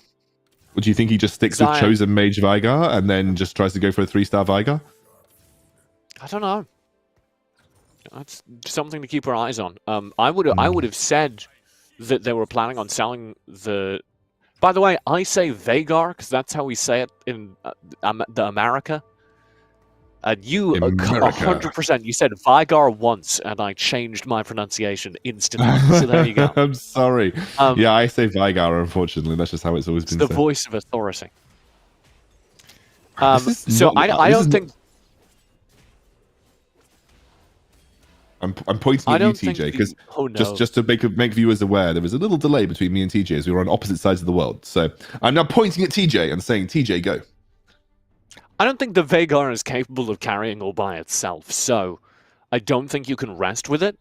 No. I read that itemization as pivot to Fable backline Nico. That's what I read that itemization as. We could still see that. We could also see something more exciting now. Let's talk about Fuji. Yeah, he's got a GA and Morellonomicon Cho'Gath. Now, obviously, Cho'Gath, when you get him with the Fable, is pretty strong as well, especially with applying Morellonomicon across the board. So, this is I'm kind of trying to figure out. He has picked up a Chosen Tryndamere, so maybe we are looking at like Cho'Gath purely for the front line, and then we're looking at Slayer Chosen Tryndamere. Yeah, so Morellonomicon's really fun here. We could also play a fun game. Tryndamere is a very good unit, don't get me wrong. But Tryndamere's AI is absolute garbage. And Tryndamere's inability to target anything of value has lost people so many tournament games. Keep an eye on it here. I'm keeping an eye. I am keeping an eye on this Tryndamere because I thoroughly believe you. Tryndamere does just tend to run it down in terms of his direction of spin. Well, they were trying to make it like PC League of Legends, so I understand. It's really just accurate AI design. Tryndamere and running it down, that's very accurate. 100% agree. Okay. Do have a lot of items on the bench here. See if any of them He's going up into Yanis, though, and Yanis has got... Is that a Titan's Resolve 3-star Yasuo? Yeah. That's pretty exciting. If you can make the Titan's Resolve stack. Titan's Resolve is very good this season, and you do have a very quick stack of it over on this Yasuo, but just feel like he's lacking a bit of damage, especially into this Bloodthirster Tryndamere who doesn't have anything else to target. That solves the problem. It's pretty good. It's pretty good. Tryndamere now with these items can sustain pretty heavily throughout this late game. I mean, I don't know how much legs it gives him as the game progresses, but you know, if he's able to build on it, it could be a solid top 4 comp. You probably see that Tryndamere sold for something like a Samara come late game. I just witnessed something very cool.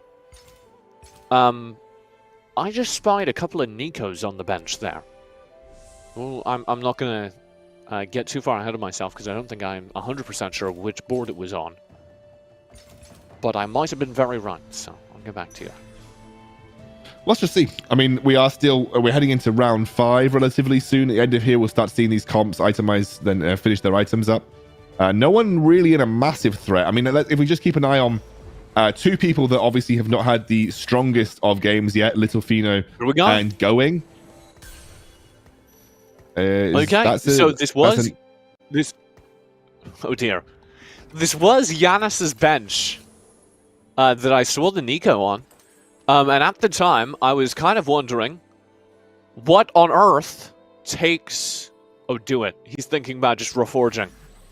What on earth takes the Nico? Because this composition does not have Fable of any sort. It is not built to accept Fable of any sort. So this Nico is just here as a Mystic with the Janna. And the Janna you're supposed to sell in this composition. I mean, the Yasuo is still kind of popping off right now. Into GA. Hey, it works. extra backline damage from the Nico turns out to be very effective. But also you get the magic resistance, and also the Titan Resolve builds up you, and you get the extra stacks of magic resistance at the max stack. So that makes Yasuo relatively beefy versus things like the KL, for instance, which you saw there. So that wasn't too bad. That was a relatively solid put in. And as you said, like the Nico damage is never going to hurt, right? The Nico damage will never hurt. So nice, good little pickup, good little addition here for our comp for Yanis. And by the way, Yanis has had 2 second place finishes, is king of consistency right now in our games, and is currently tied at the top of the leaderboard. So another good finish for him would be good. Immortal Moshpit, who was first in the early game, now finds himself down in 5th. Let's talk about Overrated, though, because Overrated did win game number 1 quite dominantly, lost game number 2 equally decisively. Now game 3, full-on brawler, Rage Blade completed for this Syndra. Oh, not Syndra, help me. And Shyvana. This is going to be Shyvana. This is going to be a very, very powerful mid-game comp. Also, don't know if you clocked it, he has a Chosen Shyvana. That Chosen Shyvana is a brawler. So it's Chosen, Brawler, Shyvana. He's just sold it. Not anymore! Just sold it. I thought, what? So is he not trying to go for the 3-star Shyvana? Is he thinking about pivoting into the Kale? Is that his thought process here? I guess the Aurelia would have been for that, because the Aurelia gives you Divine, right? He does have Kale units on the bench, with the Aurelia on the board and the 2 Kindreds on the bench. Kindred gives you Executioner with Kale in. This is a pivot we're watching in real time. Executioner buff deployed. Okay. Yeah, Execution is in now, and now the Kale is there, so I assume we're now about to lose the Shyvana. Or nearly about to lose the Shyvana. Yeah, I think you wait as long as you can get away with it. Oh, we got so lucky, he just got a blue buff from that. Oh no, he's reforging it again, never mind. Okay, so rapid fire. He wants them both! He wants them both? Yeah! That's okay.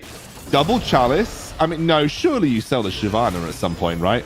Surely you sell the Shyvana. No, you can't keep the Shyvana in this comp. You've got to sell the Shyvana. Not yet. We'll see. This composition did just meet an untimely demise. That was into what has pivoted into a full Nico comp. There from Lewis. Okay. What are we doing Overrated? Buying up Samiras, buying up Kales, switching away from his camera to see what Little Fiend is up to. Which, to be fair, is a very, very good choice, because Little Fiend is at the very, very bottom of the leaderboard. Yes, and he is having a rough time of it in this game as well. Give me 1 second. I don't know if you can hear in the background, but there is some rather large screaming going on. So I will be just 1 second. Unfortunately, dad things, everybody. TJ will cope for just 1 minute. He didn't get the chocolate cake, so chaos has happened as a result.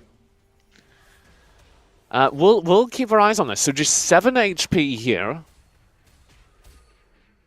And a frontline Olaf that we talked about a lot during the early game is unable to cope. This is going to be an 8th place finish. Really, really rough times. The Olaf was stuck on some weird itemization. Apologies. Didn't have anything else. We lost a player. We lost a player. Well, Litafino, unfortunately, he has been having a rough time of it, and I do think this very likely eliminates him from potentially getting first. I think it's almost impossible from this point onwards if someone like Yanis does well here for him to get into a strong first position. So not a great look for Fino. Like I said, the 3rd game, very pivotal for like defining leaderboard placements. Thank you, TJ, for covering, by the way. My son is trying to go to bed. My wife is supposed to go see a friend tonight. So we had a little bit of childcare crossovers, but trying to get my son to go to bed is always a nightmare. So, you know, this is about his bedtime. He does not want to go to bed right now. Small children. Immortal Moshpit, I want to flag, is here in the 7th place. And this could be it, as a RFC Kale drops him down to 3 HP. That's not great. Where is he going with his comp very though? well. Like, is he a Dragon Soul comp? Like, what is he? Is he? I mean, This is a good question. His composition is kind of weirdly split between a couple different options. He does it in his ear. You can see there is a Nico with decent itemization there on the back line. I don't think his comp sorry. makes much sense. I just don't think his comp makes much sense at this point in the game. We've swapped over to Lewis, who does have the decent itemization Nico and the Fable comp to back it up. What did he just get from the carousel? Can't see. Is it GA? No, Immortal picked up the GA. No, it is Gunblade. Gunblade. Okay, so Immortal picked up the GA. He picked up Gunblade. So I was curious. I thought I saw Gunblade, but I cannot imagine for the life of me what you're putting Gunblade on in this composition. My assumption is. There we go. He's reforging it. Double reforge. Yeah. Okay. I mean, it works. It works. It's okay. It will give you some time on the front line. I don't think this comp's going places, though. Unfortunately, TJ, I don't think this comp's going places. You believe in it? He has pure Fable. As long as he doesn't get silenced or assassinated, this Nico does huge damage with this composition. He's going up against the... but this is a level 1 KL, though, so this could very likely just, be fine. If the Nico ult gets off... Oh, nope. Dead Nico. Nico ult does go off, does do a lot of damage, doesn't finish the game just yet, though, and everyone's outside of the range to the second one.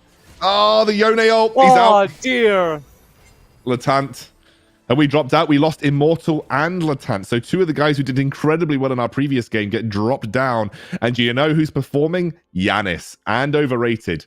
Yanis overrated and Roll as well, who you're seeing here. Roll is the guy running the big brawler comp with the Shyvana, who didn't go into a 3-star Shyvana. But that's because I do believe that Overrated was holding all of the Shyvanas for him. I don't think Overrated, he was able to get any, because I think Overrated had like 6 Shyvanas at one point in this game, so. Little Fina getting Ornn items there. Worth noting. Ornn paying off. Early Ornn. Again, we've had a couple of those. Yanis is here. Watch his front line. He just 2-shot the KO. Oh, Yasuo. All the time. Oh, it's Titans Resolve Yasuo. Titans Resolve Yasuo kind of popping off here. Well, it was short damage previously, but with the Yone now on the board, you have the Exile buff. That's pushing him over the line. That's making this Yasuo very scary again. Well, it's also, the fact that when you have lifesteal, so you're getting 80% lifesteal from the Exile buff, if you have those extra resistances, the lifesteal becomes more effective because you're essentially gaining more effective HP every time that you steal life because you have those resistances to work with. So the Titan's Resolve becoming massively effective with the Yone. And Yone with Sunfire Cape and Dragon's Claw for the same thing. 2 incredibly strong items to have when you just have a huge amount of lifesteal in your kit. Okay. So, Yanis, what do you do? 6 duelists? What are you looking for at this point in game? Yeah, I think 6 duelists. This is, this right here, I think is supposed to be like the legendary itemization where you just try and pick up the Samira eventually. I assume, like you said, I assume this Tryndamere would become a Samira at some point in the game. Yeah, you would lose Slayer buff. I'm just sorry, distracted by the Rabadon's Deathcap Giant Slayer Morgana. Yeah, I assume that's also holding some items. Yeah, I still think it'll do a lot of damage though, right? It will do a lot of damage. Yeah, that's what I was going to bridge towards. Check this out. Oh no, I wanted to see it. Alright. We'll swap sides instead. Here is what Yanis is up to. Having trouble with the Kale. Just having his big carry spammed down. Yes, you do have the Dragon's Claw on the Yone, but that is not enough to hold him through it. Backline Kale winning. Yanis needs to make a couple of changes. There it is. That's the change, baby. I mean, for Giannis, it was just that his targeting in that fight was kind of all over the place. Like his Yasuo walked to the back line, his Yone walked to the back line. No one walked anywhere near the Kale. It just the targeting was all over the place for Giannis in that game, in that particular fight. But we are in our top 3. Giannis has secured top 3. Overrated has secured top 3, and I believe it is Fuji, who has had a bit of a rough time of it in the first 2 games, is now in our top 3 as well. In first place. Oh, what a set. Giant Slayer set. He's gone! He just got kicked off the map. Giannis on the opposite side is here with his still terrifying brotherly front line, knocking Fuji down a peg. We are looking at some serious late game power from all of these guys right now. Fuji working his way to level 9, I believe. Overrated, or Giannis is already level 9 at this point in time. So these guys are in serious late game mode at this point. And I think, you know, they are losing by marginal amounts too. So we're not exactly losing swaths of HP every time that we lose a member. Nobody has an advantage here yet. Everyone is winning or losing by 2 HP, and you have a little bit of a rock, paper, scissors even going on. I would say overrated Kale is carrying the day so far. Boosted by the double chalice next to it. I would say that Fuji has the weakest comp of our top 3 at this point in time. The Tryndamere not giving him the legs in the late game. He's got the Giant Slayer, Rabadon's Morgana. It's not exactly, like you said, an optimal carry for any kind of like those kind of items. So I definitely think that Fuji is on the chopping board if he can't get himself a strong pick. But Fuji has so much bank. Fuji's still on 50 gold. Fuji's halfway leveled up towards 9. If Fuji can hit 9 and bring in a couple legendaries, you have to start wondering, you know, how scary his position is after all.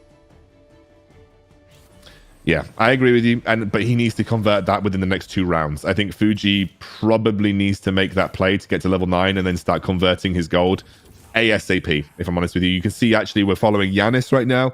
He is not converting. I think he's looking for a 2-star Lee Sin at this point in time. He's just got double Lee Sin on the board. Obviously, as you would say, yes, that is 2 Samiras. Who are we trading out for Samira, though? I don't know. I don't think, a hard choice. I don't think you trade the 3-star chosen Yasuo out for Samira. I genuinely don't. Especially if you can't guarantee it on 2-star. So instead, we're looking for the Lee Sin. If you can 3-star the Lee Sin, I guess I would have said you do that. You bring in the Samira behind it, but he doesn't. He would need to sell it, which is what I hadn't realized. Giannis, I think, is in a very precarious position because, you know, Fuji has the gold that negates the current loss streak, but Giannis has nothing. There is nothing in the bank. And he's selling an awful lot here to get to 10 on the level up.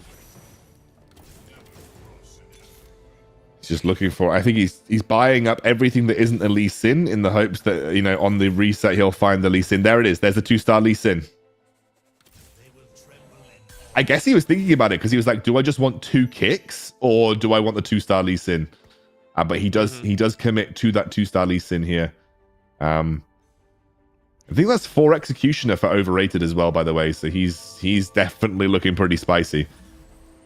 Yeah, overrated absolutely has the most terrifying composition. It has continued to evolve since we swapped off of it. Fuji either not seeing or not interested in trading out this Tryndamere for this Samira.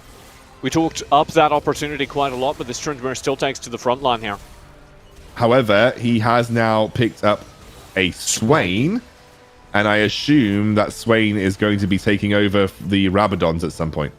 And he's also picked up a 2-star Zillion. So, as you said before, converting that gold income into some legendaries that can keep him afloat in the late game, and has now bopped Giannis. Absolutely, ooh, nearly fell off my chair. Nearly just absolutely bopped Giannis. So, yeah, I'm assuming that, you know, we may see a transfer from that Morgana, but he has picked up some important 2-star legendaries in the late game.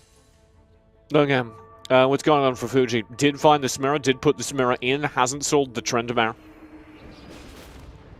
Thinking about what you could sell to get a set does not make the trade. Would you say that a chosen Slayer Tryndamere is worth keeping? I mean, I guess your thought process is, I mean, if you can get, that's a 2-star Samira with a Nico's right now. That is a 2-star Samira, but you want another duelist to put in, right? If you, oh my god, you see that Samira? If you sell the Tryndamere, you have it. If you sell the Tryndamere, you have it. Nico's the Swain, sell the Tryndamere. Yeah, but you need to put something else in. He just reforged. He's got Thief's gloves. Is he Thief's? Okay, he's Thief's gloving. That's interesting. Not buying the 2-star. Are you going to Nico something? Are you just going to... What guys... he's locked. Okay, he's locked. He's locked. Okay. Locking the bench. Trying to take the time necessary. This round is versus Overrated. And it's worth noting, Overrated, who until now was undefeated, has just dropped it. Gunblade Swain, making all the difference in the world. But I say that is huge. Oh my god, I take it back.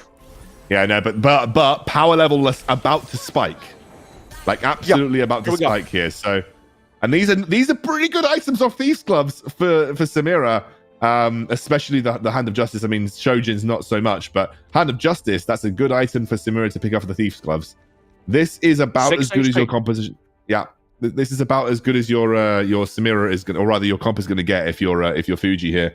And Yanis is still holding on by a breath. Overrated, definitely the strongest comp, and would you believe it, mate? It's a Kale comp.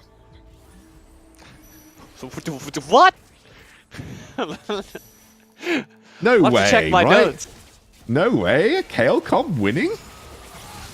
That means, to be fair, the set is a massive part of it. Here we go. Power spike Yanis to the front line. Overrated. Yanis still is out on top. Yanis is gone. Fuji won versus Yanis's Ghost. And that means Fuji with 6 HP is still in this game versus Overrated, who is finally burning the last of their gold. Here's the roll down. He's looking for a 3-star Kindred. He's not going to pick up the 3-star Kale. He's nowhere near, but he's looking for a 3-star Kindred right now.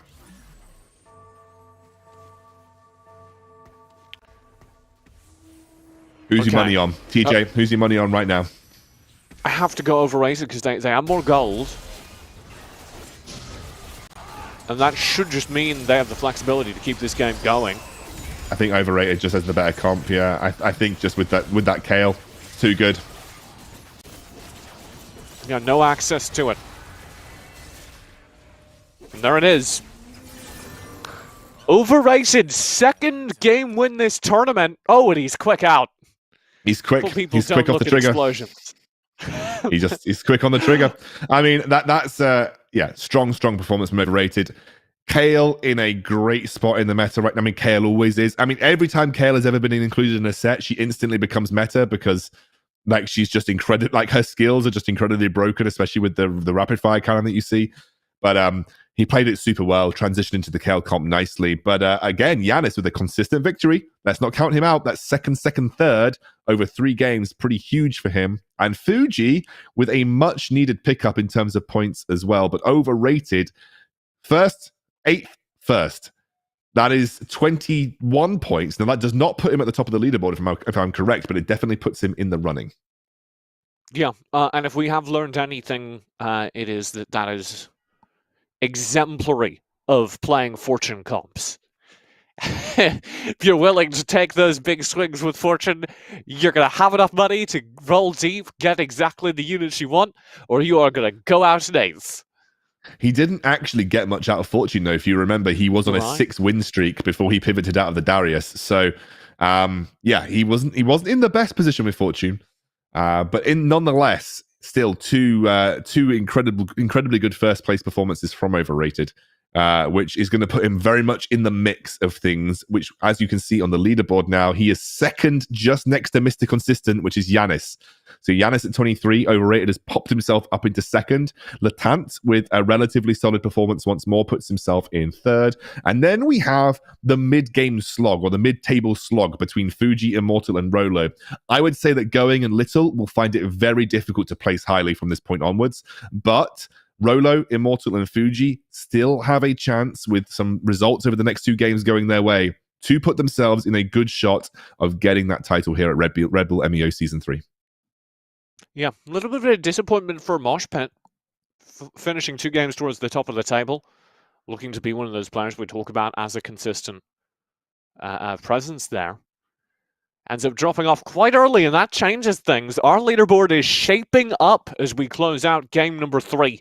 We're going to take a quick break, come back 10 minutes away with game number 4. You won't want to miss it. We'll be right back after this.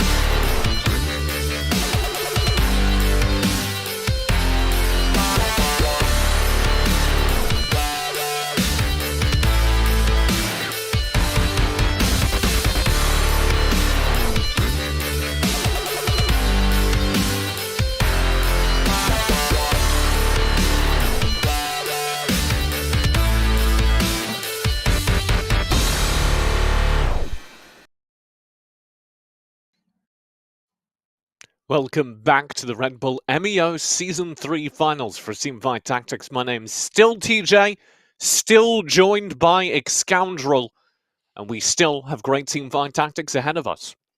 We absolutely do. We've got the last game again. Look, surprise, surprise, Kale does well. That's been the kind of transient theme, I think, through our first 3 games. It has been that, Kale comp's pretty good. A surprising lack of high-level Slayer players at the point in time. Very few people actually making solid transitions into Samira comps in the late game. Another comp that seemed to do well in the last game was the Tryndamere comp, which is super interesting because you don't see that too often, to be honest with you. Here is how game number 3 was won, as if prompting. You could have stuck with my intro sentence structure, Scoundrel. You could have been like, Kale still winning every single game. I will do that next time. Don't you worry. Just next time it happens, notes. Just sliding you some constructive criticism. Thank you. This was Overrated's composition that did win game number 3. And let's take a look at how that affected the standings. Of course, we are over the halfway mark now, so, well, these aren't immutable. The standings as they currently stand do have pretty firm implications. Yeah, I think right now, we're now past the halfway point. There is a maximum of 20 points for any one person available at this point in time. So if you were to get 2 first places, but of course, a top 4 finish is always a consistent finish. And the one thing that I think has been relatively obvious from these first 3 games is that Giannis, second, third, consistency is the absolute key. Overrated, you can be consistent and then inconsistent, as he's shown, but that has to be at the absolute polar ends, in terms of getting a first, 2 firsts, which is putting him up there with that 8th, providing the final point. But Giannis is the story for me, just able to consistently find his way into those top 3 and top 2 positions. And if he can do that for 2 more games, he's looking pretty good to claim the title, although Overrated only 2 points behind. Yeah, Giannis and Overrated currently dueling Overrated, frequently going for big swings around the fortune composition, ending up at very low HP out of the mid-game. And that has led to 1st and 8th, and no other positions, no other finishes for Overrated across the 3 games. Let's head into game number 4, though, as we do head into the final legs. We call it the final legs, Scoundrel, because there are 2 of them. We have 2 legs left of the race. Didn't quite hit that. Didn't quite hit in my head, but now I'm glad that you've told me about it, because now I'm thinking about these 2 games as literal legs. So thank you. Yep. I was miming one step and then the other. Ready for our final lobby and game number 4. As we head into it, Scoundrel, talk to me a little bit about your lessons so far. You were saying not enough Slayers. You want to see more people maybe pivot that way. But in terms of what the lobby is actually playing, what stood out to you? Yeah, we're seeing a lot of Yasuo comps making it through to the late game. So we're seeing a lot of duelists, which I wasn't super expecting. And we're not seeing that. There were no mage comps in that last game. No one pivoted into Aurelion Sol, which was very, very surprising. We've only seen 1 keeper comp this entire set of series, which again, as you know, playing on ladder right now, keepers are relatively consistent. We are just getting a lot of people just kind of throwing themselves towards just legendary comps. So legendary comps are pretty consistent, but usually around Swain or Samira. But a lot of people defaulting more towards the Swain in the late game than the Samira, as I've seen recently. But it's very odd. The only consistent for me right now is Kale. We're seeing Kale comps in every game because she is just. She's so easy to itemize for and get the correct items for, and you can just slot her in as a single and just pick up 1 executioner, and she's in a relatively good state from that point onwards anyway. So Kale, the consistent, but we've seen a little bit of a kind of a mishmash of everything else realistically. Yeah, all other things change, but Kale is pretty much perpetually at the top of the leaderboard. I do think it is an interesting note to pick up on that right now legendaries are just so powerful, because we have seen this set it be very viable to just kind of get through the mid game however you can, arrive late and throw a whole bunch of legendaries on the board and see what happens. That has been kind of periodically the case in TFT. I think you've seen that across a couple of TFT eras where there was the start of set 3 where it was like just wait until late game and then get a gangplank and put items on gangplank and just blow the entire board up. So, like there has always been there have always been like these permeations of TFT comps where you just wait for your big legendaries. I mean, that's the same across many auto battle genres. You need that because that's a way to reward good economy and good mid game. But of course, we aren't seeing many comps come from the early game. There have been a few people that have made it work come from the early game, like the Yasuo and the Tristana comps. This comp here, though, this is just this this current point in the meta in a nutshell. Kayle with perfect items, or switch that QSS out for GA, and you've got absolutely perfect items. That Kayle in this scenario, she's just a really strong pick overall. And the set also being picked up was a super nice pickup of the set. I believe they had a 2-star, and that was kind of carrying some of those late game fights as well. Yeah, set, I think a lot of people sleep on just how effective he is. You get a jeweled gauntlet or a Rabadon's on him. Oh my lord, Scoundrel, it is disgusting. You can just one-shot entire boards. Yeah, that's absolutely the case. We are waiting to go into the 4th game, by the way. We have just a little bit of a delay. So just if you're wondering why we're randomly chatting about Kayle so much, it's just that we have a small delay getting into the 4th game, but we'll get there ASAP. But these guys... oh, sorry, carry on. Are you into Kayle the food? Do you know what? I actually had a discussion about this on Twitter. And I apart from soups, where I think, Kayle is warranted, I think any dish that uses Kayle can easily be replaced by spinach, and you make it better. If you can replace Kayle with baby leech spinach in any cooking that you're doing, 99% of the time you're going to find that spinach is a better fit, especially wilted spinach. I do think people sleep on spinach. Spinach can actually be very, very good if you treat it right. I love wilted spinach. I will use wilted spinach in almost any dish that I cook. But I understand the merits of Kayle for texture in soup. So I know that some people like to have Kayle for texture in soup scenarios. So, but I personally What's your go-to spinach dish if you're swinging right now, if you're bragging. Like a tomatoey mozzarella chicken spinach dish. I mean, I know you're vegetarian, aren't you, TJ? Whereas, so I'm more of a I've got I pick up some things, but I don't mind that. I also quite like anything with spinach and cheese works well. So like a cheesy spinach risotto, I like that as well. That's a good shout. Dividing line in the vegetable world, I'm really into Brussels sprouts as well. Is that alienating? My wife is. I don't mind them, but I would only ever have them pan fried with pancetta. So yeah, I'm pretty good. I'm not a big sprout fan otherwise. Yeah, All right, I think. Well, we are being told that lobby is going to take a while longer, Scoundrel. I'm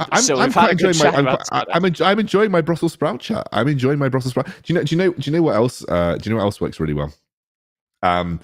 The only other time I've liked to use Kayle is if you put Kayle on a oven dish and then you cover it. You cover it in vegetable oil, not a huge amount of vegetable, but just make sure you're getting the Kayle in vegetable oil. Salt it, and throw it in the oven. Kayle crisps, and they're great. They're absolutely great. I've had those before as well. Love them.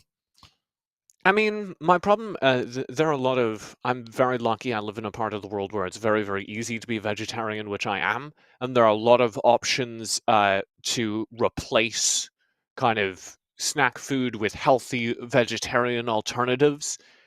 So we have a lot of vegetable chips and vegetable crisps and Kayle chips. And I know I'm supposed to be into it, but I've got to be honest, Scoundrel, sometimes you just need awful processed potatoes, and the Kayle does not do it for me as a replacement snack food.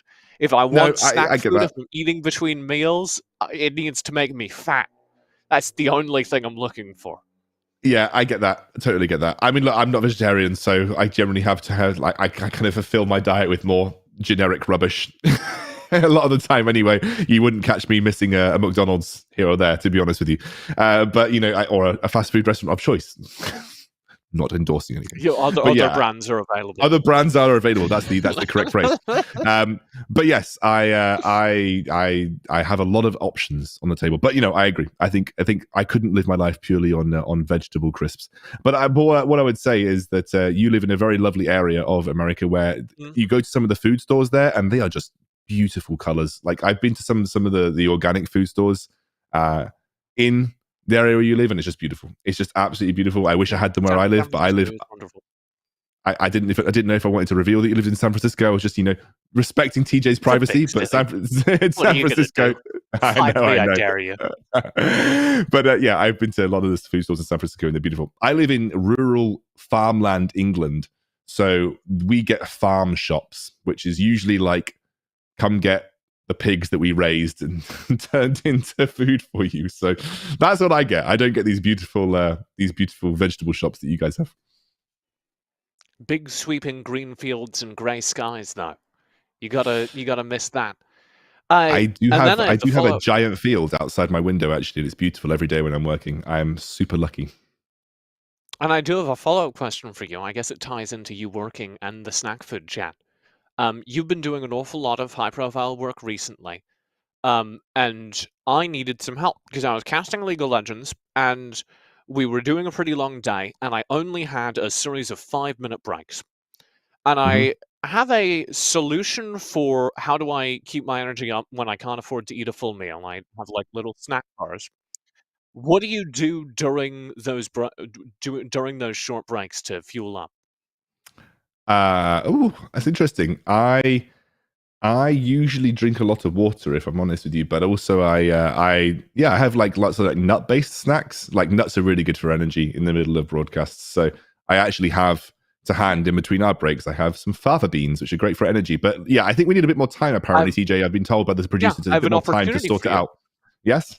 If you would like to eat some nuts, we're going to go to a lightning fast break as we go ahead and resolve whatever has gone wrong technically with the lobby. And we will be right back with game number 4 of the Red Bull M.E.O. Season 3 Teamfight Tactics Finals. Don't go far. We will be right back.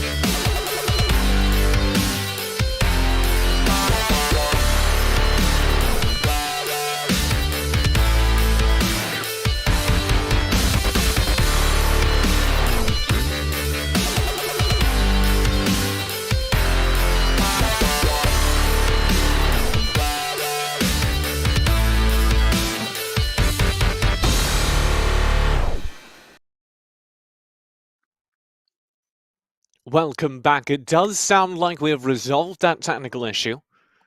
You were eating some nuts, enjoying your breaking scoundrel, but we're back into it. We're back into game.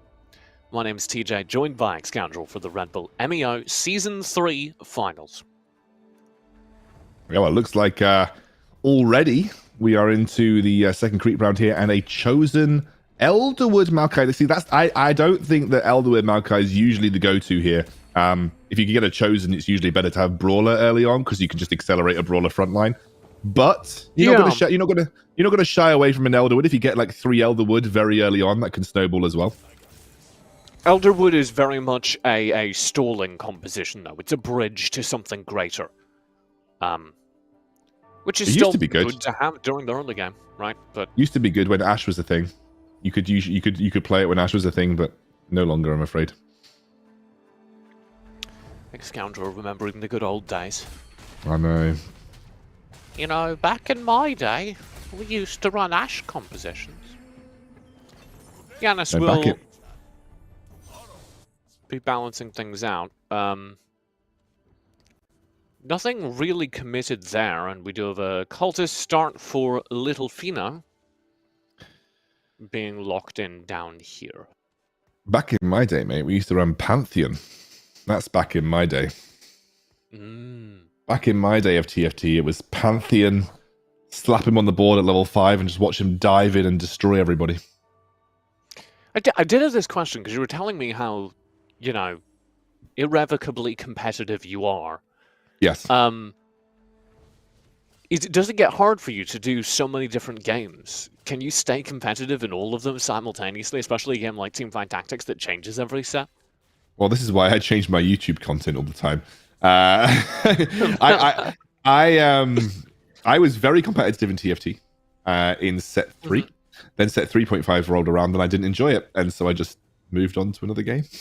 And so started to try and find my competitiveness elsewhere. I'm now very competitive in another game that I play, which is Wild Rift, which is another mobile game. Still keeping up with the team fights, though. Oh, yeah, as the absolutely. tactics are continuing. We do have a sharpshooter Tristana start here for Rolo. I'm going to be... Do you all in on this? Do you all in on... I mean, he's got... Oh, wait, no, he does, because he's got two star Tristanas. So you absolutely all in on this. This is a sharpshooter Tristana comp being built up by Rolo for sure here. This is, I would think, such a good win streak comp as well, because he has the keeper start between the 2-star Elise and the Rakan. So this Tristana is going to get so much shield to work with. Is that another chosen sharpshooter Tristana on Giannis' board? That could very well be another chosen sharpshooter Tristana. Also, Rolo getting punished here because he didn't level to 4. And so he loses to Giannis, who has a chosen sharpshooter Tristana, and he did not level to 4. I wonder if he's thinking... It is sharpshooter. Is it sharpshooter? Is it okay? Well, yes. That's... I mean, he got another Tristana in shop. He literally just got another Tristana in shop, by the way. So he's racing Giannis to 3-star Tristana. Sharpshooter chosen. And the great thing about this in Teamfight Tactics, Scoundrel, is nobody's going to win. They're both going to lose. I mean, if you get win a race like this. I mean, he's got 7 Tristanas, so he now just needs 2. Now, you could donkey roll for the Tristana 3-star at your early levels and just increase your chances of finding that 1 cost and getting the 3-star ASAP to really put the pressure on. I would say that even though Giannis has got the sharpshooter Tristana, obviously there are enough 1-stars or 1 costs in the pool so that 2 of them could get 3-stars. It is possible. But obviously I would say that Rolo is in the slightly better position unless Giannis is going to get incredibly lucky over the next few rounds. Yeah. Giannis does appear to be building towards a Dragon Soul early game. Carry composition is holding on to that Tristana, and the Dragon Soul is so powerful during the early game that we will yet again see him taking a chip off of the player we're spectating. In this case, it is Immortal Mosh Pit.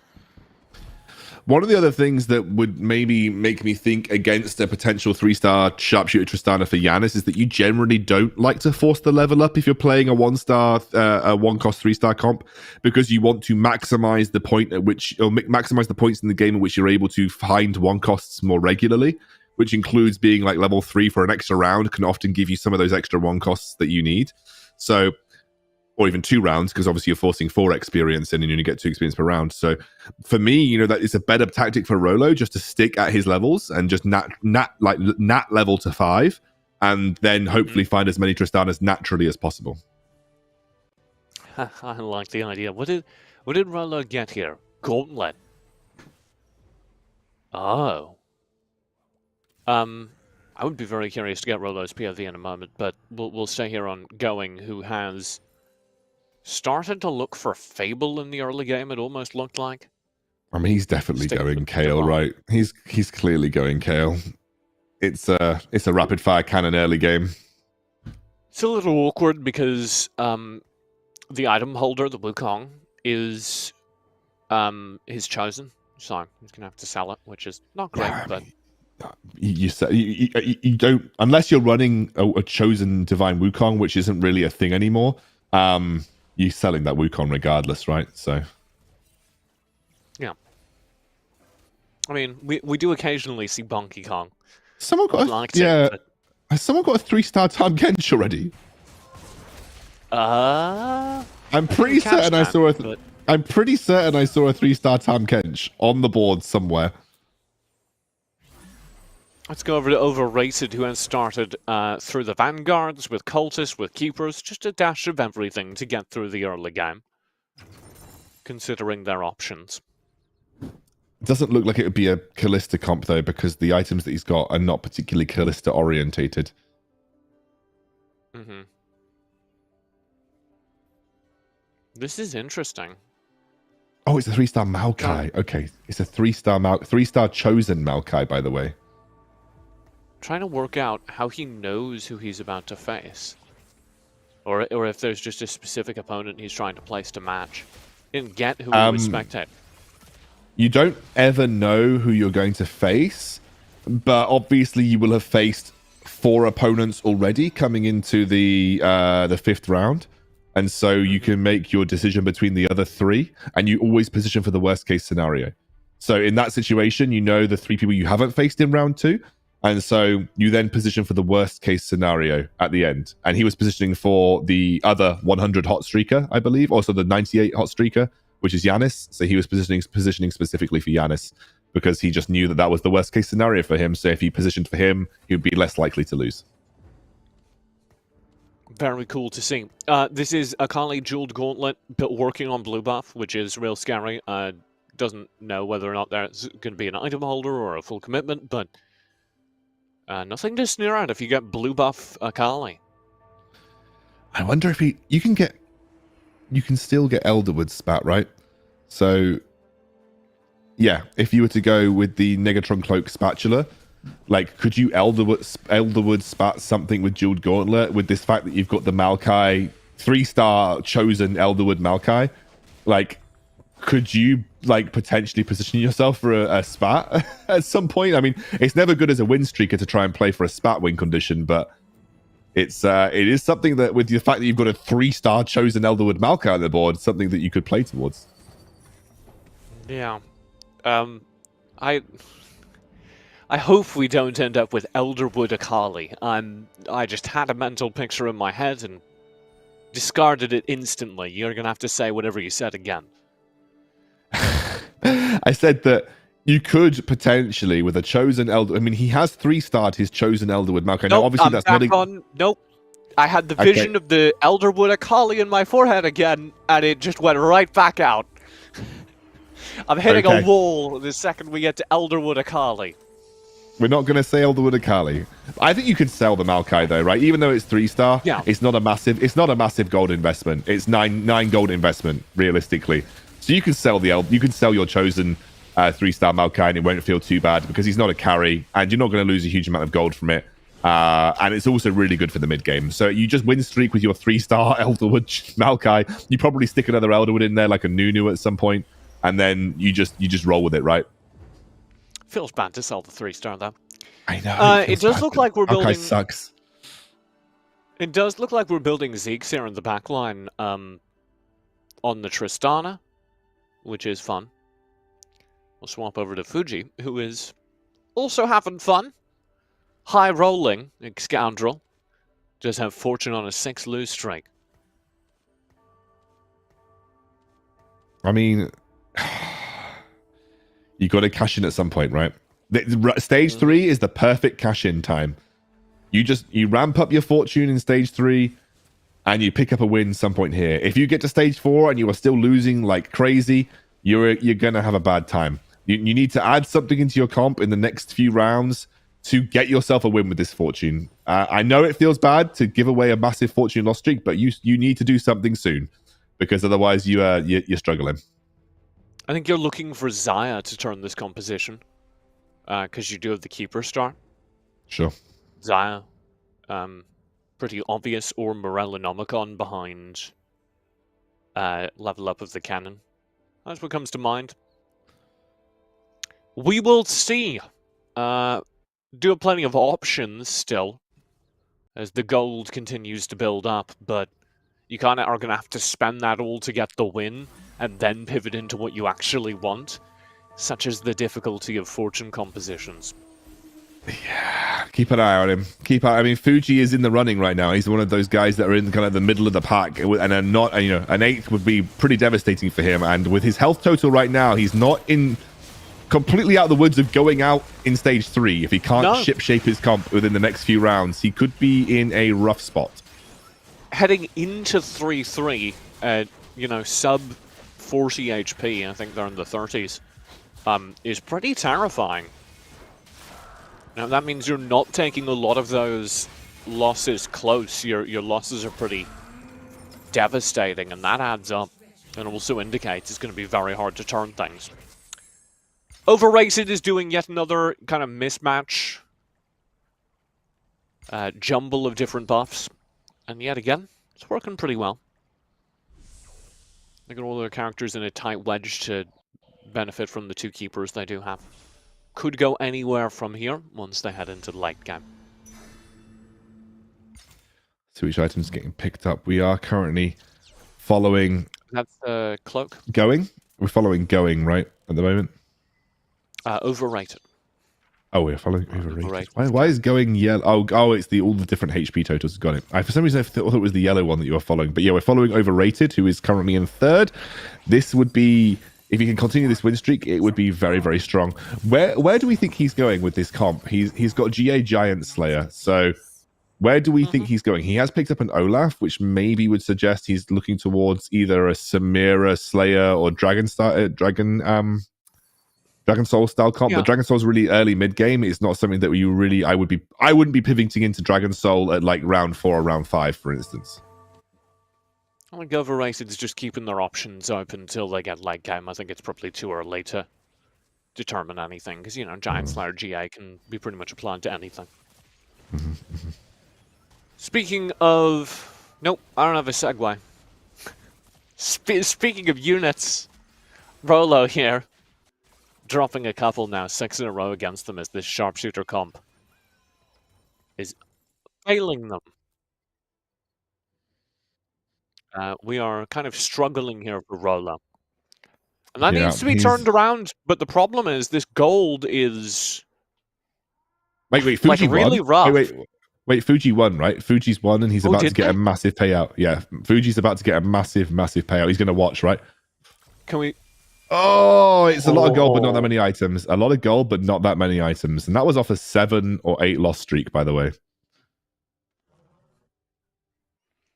Rolo sitting there thinking, damn, I wish that was me.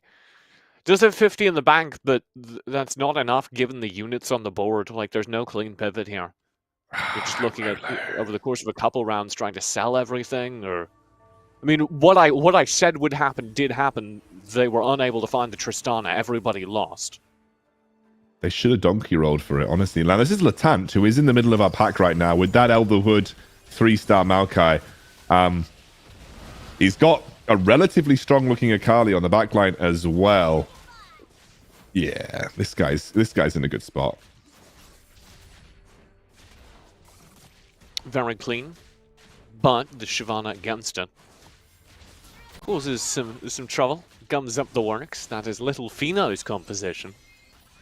It slowed that round down. Latant will come out on top and does head towards a continued evolution of the Shyvana Akali composition. The Shyvana is part of the brawlers that got them here. You can see the Elderwood 3-star Maokai we're talking up so much. Presumably not long for this world. I imagine not. I imagine this is probably actually a Aurelian Soul pivot. I would imagine it's an Aurelian Soul pivot because of the items that he's got. He is now level 7. He just picked up a... he just put an Annie on the field, sorry. He just put an Annie on the field, so that would suggest to me it's probably an Aurelion Soul Pivot. Overrated here, still rolling with the cultists. In fact, has grabbed a Chosen, so worth noting. His little legend is huge. Scoundrel. He's a big boy. That's just a menacing man. Oh my god. Really is. So this, this has got to be Kale, right? He's gonna look for a bow, Rabadon. and then he's gonna or Rabadons or a bow, or Red Blade, right? Yeah, exactly. So he'll either look for Rabadons or bow. In fact, he's got a spat, right? So he's got a spat that he can use for something as well. But this is he's just waiting for the Kale at this point. This is literally Kale waiting room for going right now. Hope he has some good music on. Unfortunately, whilst we're in the Kale waiting room, we are not generating wins. Rolo will be able to take one off of him, and Rolo has been suffering only 12 HP on Rolo currently at the very bottom of the board. He needs to donkey roll for this 3-star Trist. There is absolutely no way in hell if he doesn't donkey roll, he's surviving the next few rounds. He just needs that 3-star Trist. And even if he gets the 3-star Trist, I think he's pretty doomed. Yeah, I don't think it saves him. No. Check out Fuji though. 3 duelists, 2 of them not duelists. He's got a duelist Kindred and a duelist Kale. Yeah, there's a lot to work with there. Do we think that he keeps it on Kale? Do you think he keeps the duelist on Kale? Because I wouldn't be surprised. Yeah. It's effectively an attack speed amp. Like, it's basically just a more effective RFC. More effective Rage Blade, yeah. It's definitely just a more effective Rage Blade. I'm not entirely sure. The thing is that Kale without RFC feels pretty bad. That's the only thing. Like, Kale without RFC does feel kind of bad. Well, we'll see. It does make it hard because the way that you level up that Rage Blade is, in fact, by putting in more duelists. You can see, trying to work out where that Callista fits into the composition. We'll slot out an Annie for it, freeing up that blue buff.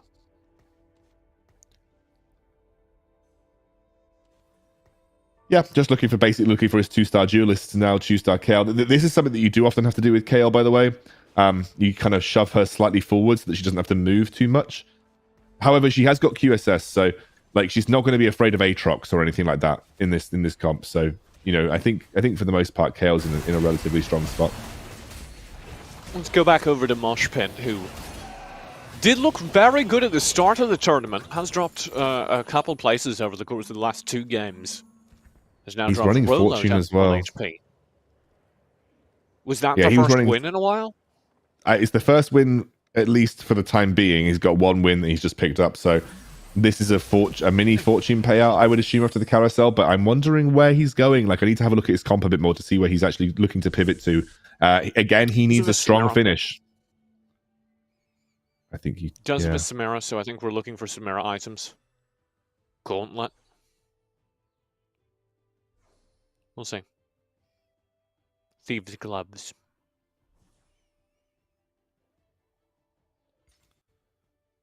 Yeah. Rolo's pretty doomed. He is. Poor guy. He is doomed. He doesn't really have anything strong whatsoever. No 2-star Sejuani. He doesn't have his 3-star Tristana. Nothing in the bank. The problem is that even getting 3-star Tristana at this stage, it's a weak carry compared to a lot of the carries that exist at this stage in the game. You could loaded dice for it. You have to loaded dice for it. He doesn't use the loaded dice, but he gets it anyway. I don't think it saves him. 3-star Tristana, decent itemization on it. Does it save poor Rolo? No.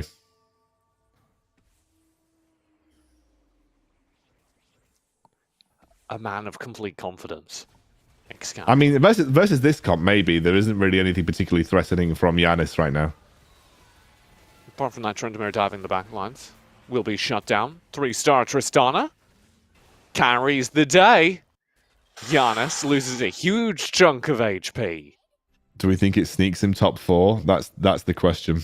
It's a long way to go. It is so far to go.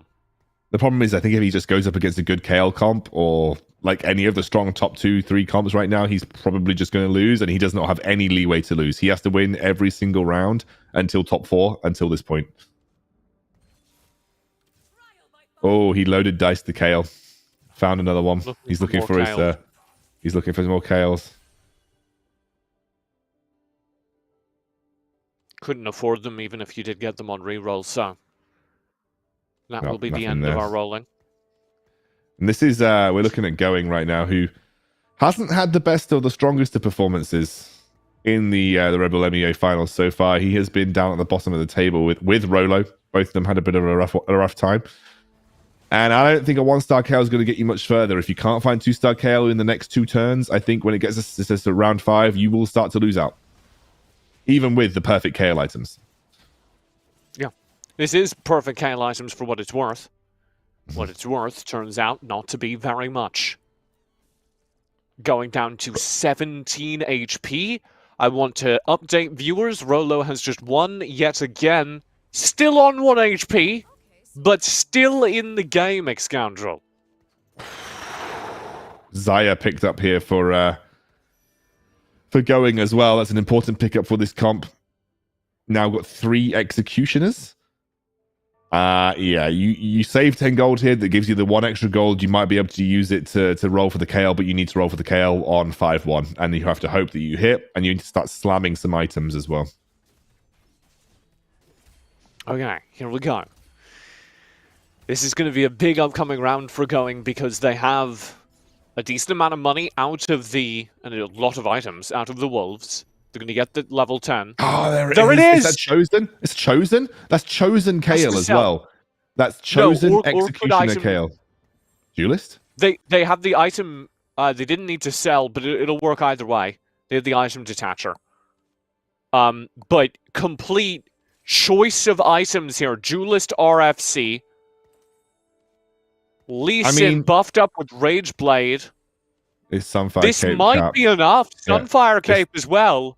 Yeah, this might be enough for Going. I think you sell the Kale regardless there, because the only way you're ever going to make use of those Kale items is if you're going to get a 3-star Kale, which would have been difficult. And I think probably too risky at this level of HP. So I think this might be enough with Duelist Kale, with that Lee Sin. I think we could be looking at someone who's potentially making their way into the top 4. What a adjustment. With only 17 HP left, they're going to knock over Razor, who was at the top of the board until then, down a peg. Goodness gracious. That is a big swing. I mean, looking at Fuji now, who has also got a 2-star KL. He's got a 2-star Morgana with Duelist. A 2-star Duelist Morgana. I mean, yeah. Why not? Not sure about that, but you know. I mean, but obviously there's 4 Executioners for Going as well, which means that below 99% HP, he's critting every single hit. So basically critting them from the very get-go of the round, which is pretty huge. This has to be a short-term solution, surely. I just cannot imagine Going's composition outlasting. Yeah. Ooh. This is Zaya, so right? Close. It's short-term for Zaya, I imagine, right? You could see, but doesn't have anything that would go with the Zaya. This isn't even, considering a keeper comp. This doesn't feel like a coherent composition. If we are drifting anywhere, it is towards the Divines, I guess. Maybe backing up the Zaya, just committing more in that direction. But they're not alone. The pool is full of Zaya players. I would like to give an update. Rolo did finally drop down in 8th place. Poor Rolo. Yeah, but Zaya's the Executioner, right? So you may be looking to shove those items on Zaya for the Executioner. That's the... Yeah. That's the... Yeah. Because you wouldn't have them on the Morgana, surely. We have a rapid fire cannon duelist Olaf here for Yanis. But Yanis is down in 7th, and I think he's going out. Yeah, Giannis in huge trouble as they meet Going's incredibly scary Kale. And Giannis will survive. He's got double 6 HP. Nikos. He's got double Nikos. What's he doing with those double Nikos? What is he doing with those double Nikos?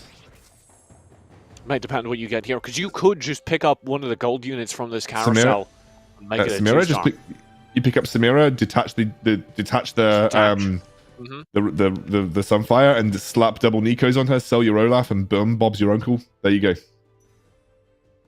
Boom, Bob. I don't know how the rest of that goes.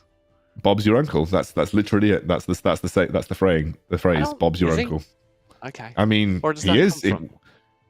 I have no idea what the etymology of that phrase, but essentially, it's just it's a British phrase to just essentially say, yeah. It's just a British phrase to say there you go. Basically, Bob's your uncle. There you go. It's just another way, a synonym of there you go. No, I want to see the Samira. That the Uncle Bob expression refers to or derives from the supposed nepotism of Lord Salisbury in appointing his favourite nephew, Arthur Balfour, to several political posts. Oh. So Lord Salisbury was Uncle Bob. Was quite literally so Bob's you uncle. have it made because the British Lord Salisbury will appoint you to a political post. That's the etymology, apparently. Yanis, just get the items on them. Get the items on them, Yanis. Oh, please. Race against time.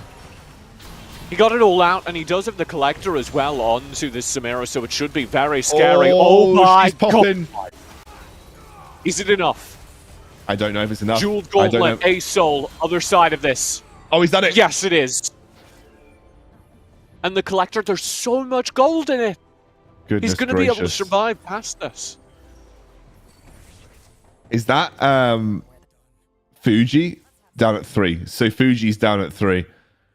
Oh, the lower end of this lobby is so close. I mean, you could just see overrated at the top. He's been chilling. I think Immortal Mosh Pit as well is kind of holding on at 2nd, and Latant isn't at 3rd. But overrated. This is a strong performance from him, and Going is kind of on that massive win streak, by the way, from fighting the Chosen Chaos. So I mean, he's in a good spot too. And it looks like it is Yanis versus Fuji, a bottom of the table brawl right now, but that is a very scary 2-star Samira. Yeah, I'm keeping my eye on Fuji though, because you have to imagine as Yanis picks up the win. Oh my lord! He scrapes out a 7th place finish as we lose 2 players that round. Little Vino, unfortunately, continuing a fairly poor record this tournament, will be in 6th place. Yanis is, I think, depending on who Yanis faces, he could top 4 this with this Samira. This is the first time I've seen a Samira that is genuinely scary with the correct items. And as you said, he does have the collector, so gaining a lot from that particular item on the Samira too. And another Shroud of Silence. This is a double Shroud of Silence picked up for him. We saw how multiple Shrouds of Silence went in our first round. I think, I genuinely think Yanis could sneak a top 4 very comfortably, just depending on who he matches up against. If he matches up against Going, it could be game over for him. If he matches up against anybody else, there is a good chance this Samira carries the round. You may have noticed that the somewhat massive lead initially controlled by Immortal has shrunk significantly as we do watch a pivot happen live here on Going's board. Items being thrown instead onto the Lee Sin. Just switching out for some better items on Lee. He had a Thorn Mail on the Lee, so wanted to, or a Bramble Vest rather, so wanted to get rid of that. Okay, so Going does not match up into Yanis here. He's going up into, I believe, the Aurelian Soul Comp. I can't remember who that's from, though. I believe that's overrated, but I could be incorrect there. I mean, can Aurelian Soul carry? Oh, it's so scary. Zaya doesn't get the Featherstorm. going 5 HP, 4 HP. Giannis is stuck in. I mean, we're still 5 in. There is still 5 in right now. 3 people on sub 5 HP. That was the only reason that Going is still in is he was fighting a ghost. I think the only reason that Going was still in this game right now is he fought the ghost of the Aurelian Soul Comp, which is Latant. Goodness gracious. Are we looking for an Ornn 2 here? Is that what we're desperately searching for? He's still kept that champion, that chosen Elderwood Maokai this whole game, by the way. Latant will pull out the A-Soul, chosen Maokai, as you say, still on the front lines. Double ZZ Rot. Fascinating. Oh, he does die after these 2 ZZ Rot. Oh, no. He had the Aatrox pulled him in. The Aatrox pulled him in, and Latant drops. Giannis. Oh, wait, no, this is from Immortal Mosh Pit. Giannis is in top 3. Pit. Yeah, does have a terrifying Samira of their own, and Giannis has run it all the way to the top of this leaderboard. 3rd place now. Overrated, responsible for taking that last round. You can see their own very scary Samira. Okay, TJ, did I just complain about Samira not being massively seen, and we now have 3 top 3 2-star Samira comps? They were listening to you, I guess. Or maybe the RNG was listening to you more than anything. I think we legit have 3 top 3 2-star Samira comps. We do. We actually do. Yep. Wielding one as well. The 2 Samiras overlapping in terms of damage, and I believe Immortals has come out on top for the moment, but no, Overrated just chews up the back line. Samira v Samira. GA. Set on the board. It doesn't matter. I can't believe he's not out here. He survived. Immortal has, according to my sources, which is a relatively handy cheat sheet for a lot of TFT comps, Immortal has almost the perfect items. Apparently the perfect items for Samira are GA, Deathblade, and Last Whisper, but he has got the rapid fire cannon on over the Deathblade. So he's got a relatively scary looking Samira going into this game, but everybody has a Samira at 2-star with a GA with relatively stacked items. I think my favorite is still Giannis because he's got other good carries like the Sejuani with Morel and Omcons is so important. He's got the Zillion for the 2nd GA. The only thing that I think is holding Giannis back compared to some of the players is that he's level 8 compared to the level 9 of the others. So the others are level 9, Giannis is level 8. That's the only thing I think is proving a little issue. He can level up and put the Lee Sin in soon, ideally. Here we go. Giannis is Samira. Dancing through that backline will go in now and just obliterate everyone. God. There is gold for days. Timing needs to be good. Out of GA comes the other Samira. ZZ Rot finds one. ZZ Rot, very high HP, will not be able to change things. Overrated is gone, and Giannis, the little engine that could. Excoundrel, top placing time after time after time, and this time maybe looks to be an exception. Drop down to 6 HP at the bottom of this ladder fairly early on in this lobby. And now gunning for the 1st place slot. Mr. Consistent. Now, what I would say is that Overrated is his biggest competition and he's not too far off. This is potentially, with Giannis placing well here, setting up for a Giannis v Overrated final game of our night. But Giannis is almost certainly the most deserved winner so far because of how consistent he has been so far. But we have one more game to go after this. This is another Samira versus Samira showdown. Oh, Aatrox. Aatrox pulls in Immortal Samira. Immortal Samira will still get one off out of the GA. Out of the GA comes Giannis' Samira and gets shut down. There it is! Immortal Mosh Pit strikes back. Top 4s all throughout the evening. Drops down in the last lobby. Shows back up, takes 1st place in lobby number 4. Giannis remains Mr. Consistent, but also remains the bridesmaid, Excoundrel, 2nd place. I mean, you take 3 second places in a third in a tournament like this where it rewards consistency. Of course, as soon as we have the numbers ready to show you on the leaderboard, we will, because it'll be good to discuss those standings heading into Game 5. We apparently will not be taking a break between games either this time, so we are heading straight into the final game as soon as it's ready also. So there is basically back-to-back action. We're going into our final game of the night here at the Red Bull M.E.O Season 3 TFT World Finals. And right now, as far as my mental capacity and mental brain and mental math is telling me, mental brain, that makes no sense, but Giannis should be in rank 1, should be relatively closely followed by Immortal and Overrated, and that is exactly the case. So, here are the situations. Fuji and everyone downwards cannot win. There's no way in hell they can win. They can't even get second. Worst case scenario. They could potentially get third if the things go their way. Latant has a chance of winning if Giannis comes last or 7th and he gets first. Immortal needs to be a little bit higher up, but again, would be relying on Giannis to place relatively low. And Overrated is also relying on Giannis probably placing 4th and below, and he would need to come first. Giannis is in the strongest position coming into this game, very closely followed by Overrated. And this is where the mind games come into play. If you see someone going for a Kale comp and you have no interest in going for a Kale comp, let's say that Giannis is clearly itemizing towards a Kale comp, you hold the Kales. You hold them on your bench to prevent him from getting a 2-star as much as you can, because the positioning in this final game matters a lot. And for Giannis and everybody below him, they will be looking to deny Giannis as much as possible to try and put him in the dirt as quickly as possible. Aggressive leveling strategies, denying units. This genuinely matters when you come to the final game of a tournament like this. But Giannis is absolutely in the driving seat here. He just needs probably a top 3, and he's winning.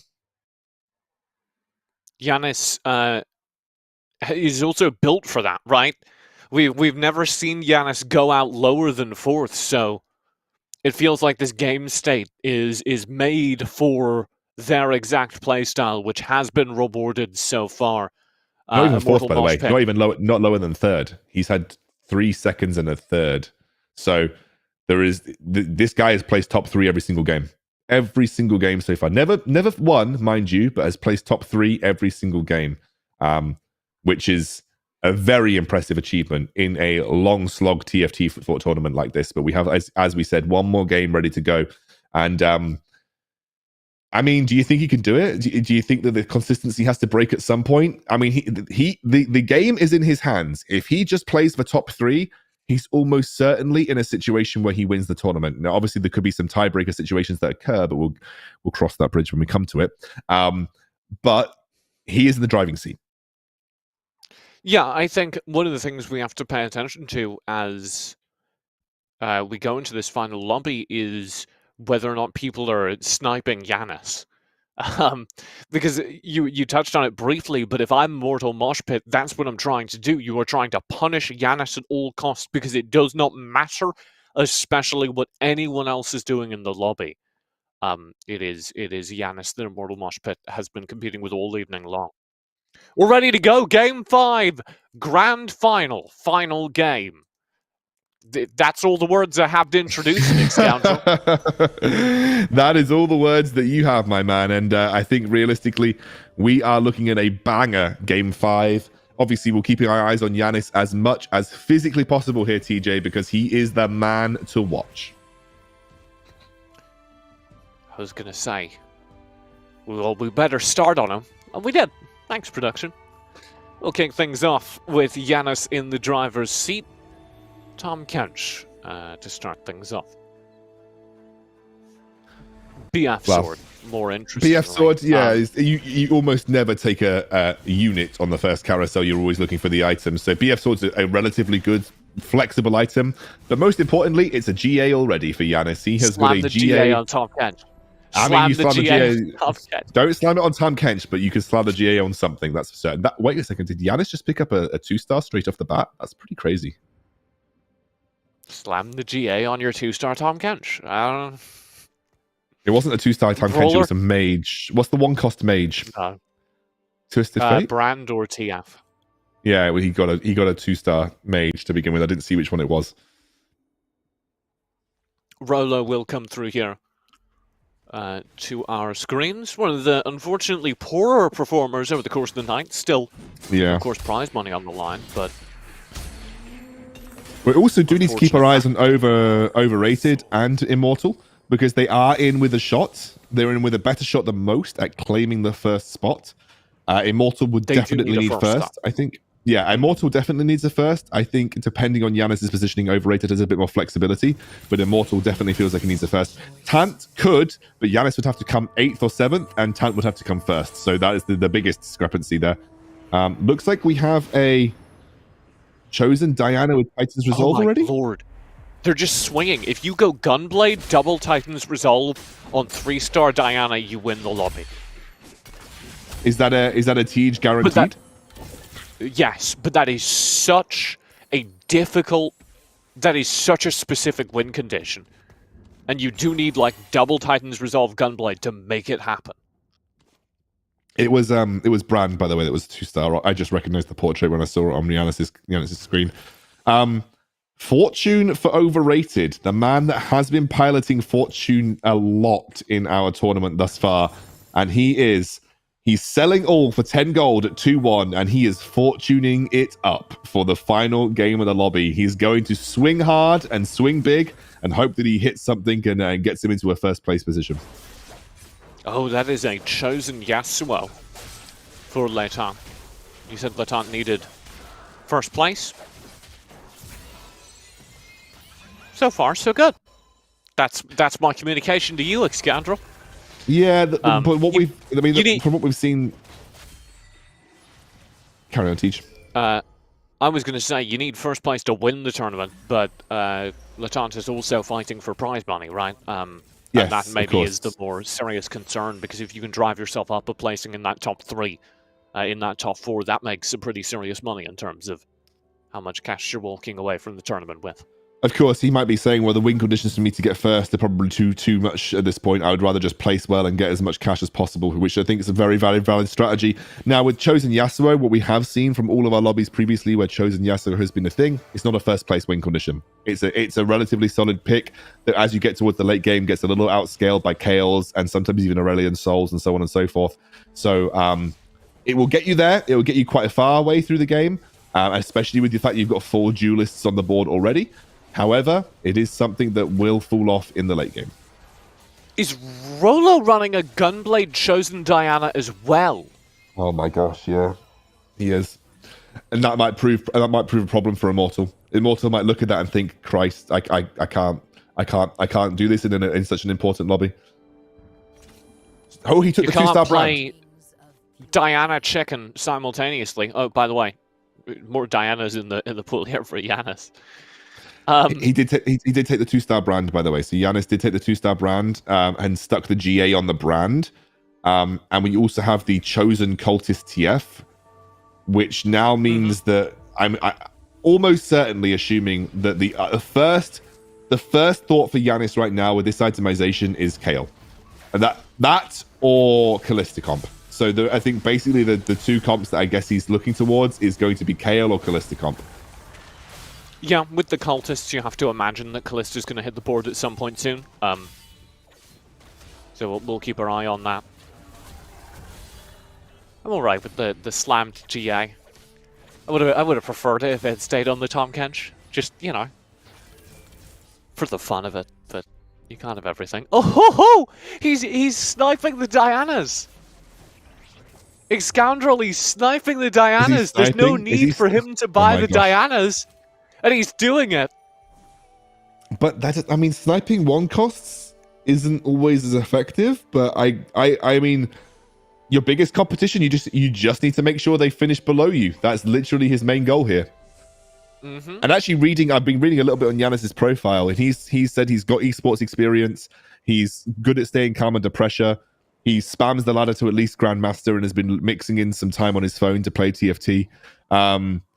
And yeah, he basically just said that his experience in competition is helping him. It certainly is the case across these 4 games, and he just needs to perform in this last one. And win streaking at 100 HP, he's in a great spot to do well in this game already. Oh Lord, seeing the 2 different Gunblade building Dianas And he appears to be committing to this. Warlord around the corner. Okay, maybe we get out. With the Warlord banner, maybe you start thinking about a pivot. More the Mosh Pit, though. Really scary stuff. Hasn't found a Diana since the initial commitment, of course, because they are being sniped and contested and everything else. Do you just peace out on the Diana at this point, though? I mean, where else do you build a Titan's Resolve into, though? He doesn't have the gold. Like, what do you pivot with? You have to try and stick it at least for the near future. I mean, oh my gosh, this is not looking good for him because usually you want 10 gold going into the carousel round at least, right? Now he's only just hitting 10 gold the round before Krugs. His economy is not in a good spot this game. Now, he's got a relatively decent health total, but yeah, not fantastic. This is, we're now following Overrated, who is, again, fortuning. He is fortuning it up right now. But 66 HP just before Krugs, that is a spicy HP total to be actually taking into round 3. I would be relatively concerned if I were Overrated. Even though he has a really good gold value, he has the fortune as well. I would just be a little concerned about taking this HP total into round 3. Overrated is one of the other people contesting for this top slot, though. He's going to win. These top of the lobby slots. And he does get the win. What's the payout? Let's stay here if we can, production. Let's stay here on Overrated. Just want to see the payout going into this next round. I think you as soon as you get the payout, you ditch Fortune. So you don't run Fortune through stage 3 now, I don't think. Yeah, there you go. Sold them immediately. There's no reason to keep Fortune now. So he sells them and goes into Warlord. And then also sticks on Sharpshooter. The payout will be a Cho'Gath and a Kayle. What? That is mad. And a Neeko's. And he's at 50 gold on the Krug round. Cho'Gath, a Kayle, which he sold for the gold. 50 gold. He's at 50 gold on the Krug round with a Neeko's. This man is going top 1, and if he doesn't, he's throwing it out the window. You sell the Sivir, throw in the Kayle, right? Yes, you sell the Sivir, throw in the Kayle, probably right now. We'll say. Although that's would mean seeding the Sharpshooter, but yeah, it would mean getting rid of the Sharpshooter though, which is a bit of an issue. This is Latant, who looks like he is going for the 3-star Yasuo play. However, he has not got a GA. He's just got no BF swords, so he's in a really, really cruddy spot because there's no BF swords. Overrated just leveled up to 6 to get the Kayle in, if you're curious. Okay, I did catch that on the sidebar. But it's not good without any items. But he is now looking to stabilize his HP total and just win from this point onwards. What a big fortune payout. What an absolutely humongous fortune payout. And actually, we're following Going here, who looks like he's trying to go for a similar thing because he has the Zeeks on the Nidalee, and he's also got the Tristana. Now, it could be 3-star Tristana, clearly, but he hasn't really picked up any other Tristanas right now. But I think it is Sharpshooter Tristana. So he could be doing the Tristana comp, or he could just be using this to get to Kayle. He's itemizing towards the Tristana comp, depending on what he uses this bow for. If you go Last Whisper, you're itemizing towards the Tristana comp. But he's not re-rolling here. He's leveling up, which makes me believe that we're digging for something a little higher value, right? Probably the Kayle. And also, he could slam Last Whisper if he wanted to right now. He does have the items to slam a Last Whisper if he really wanted to.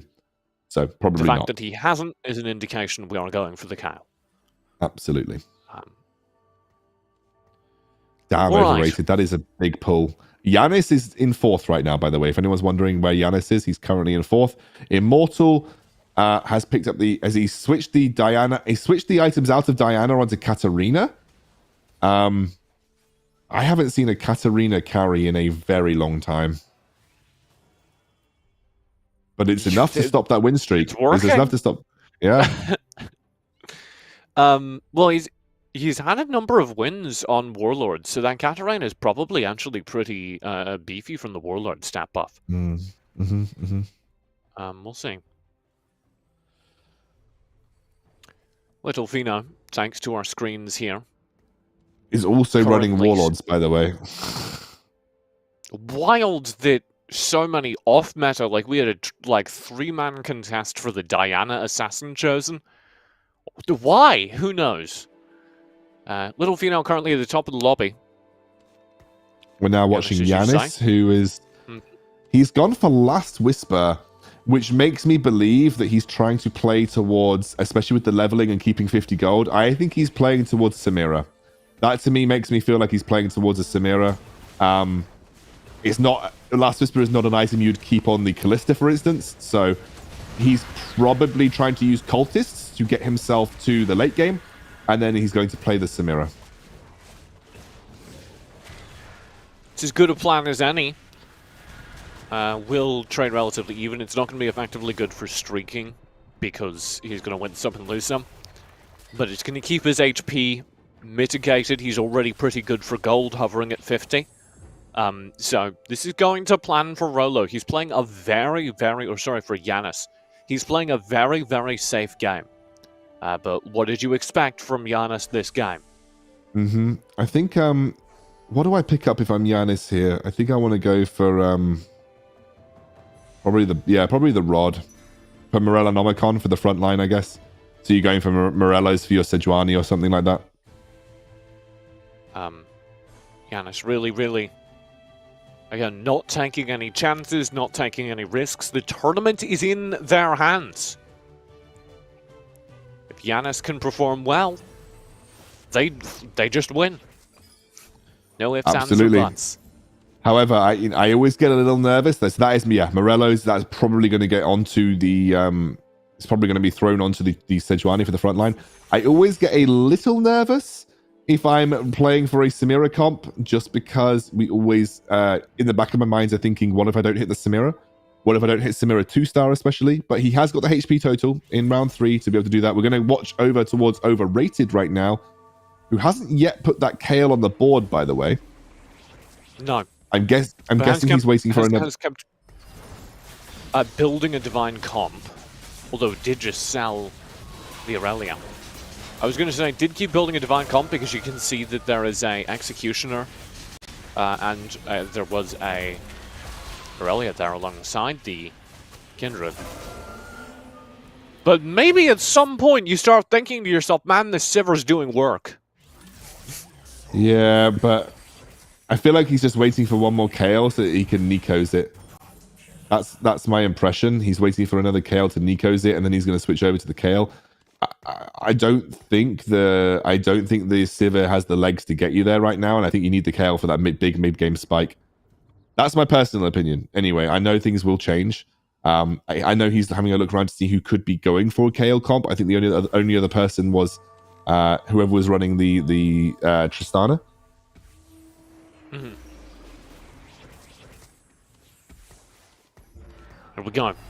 Giannis on the opposite side, also running Cultists. Backline, though, provided by a Callista.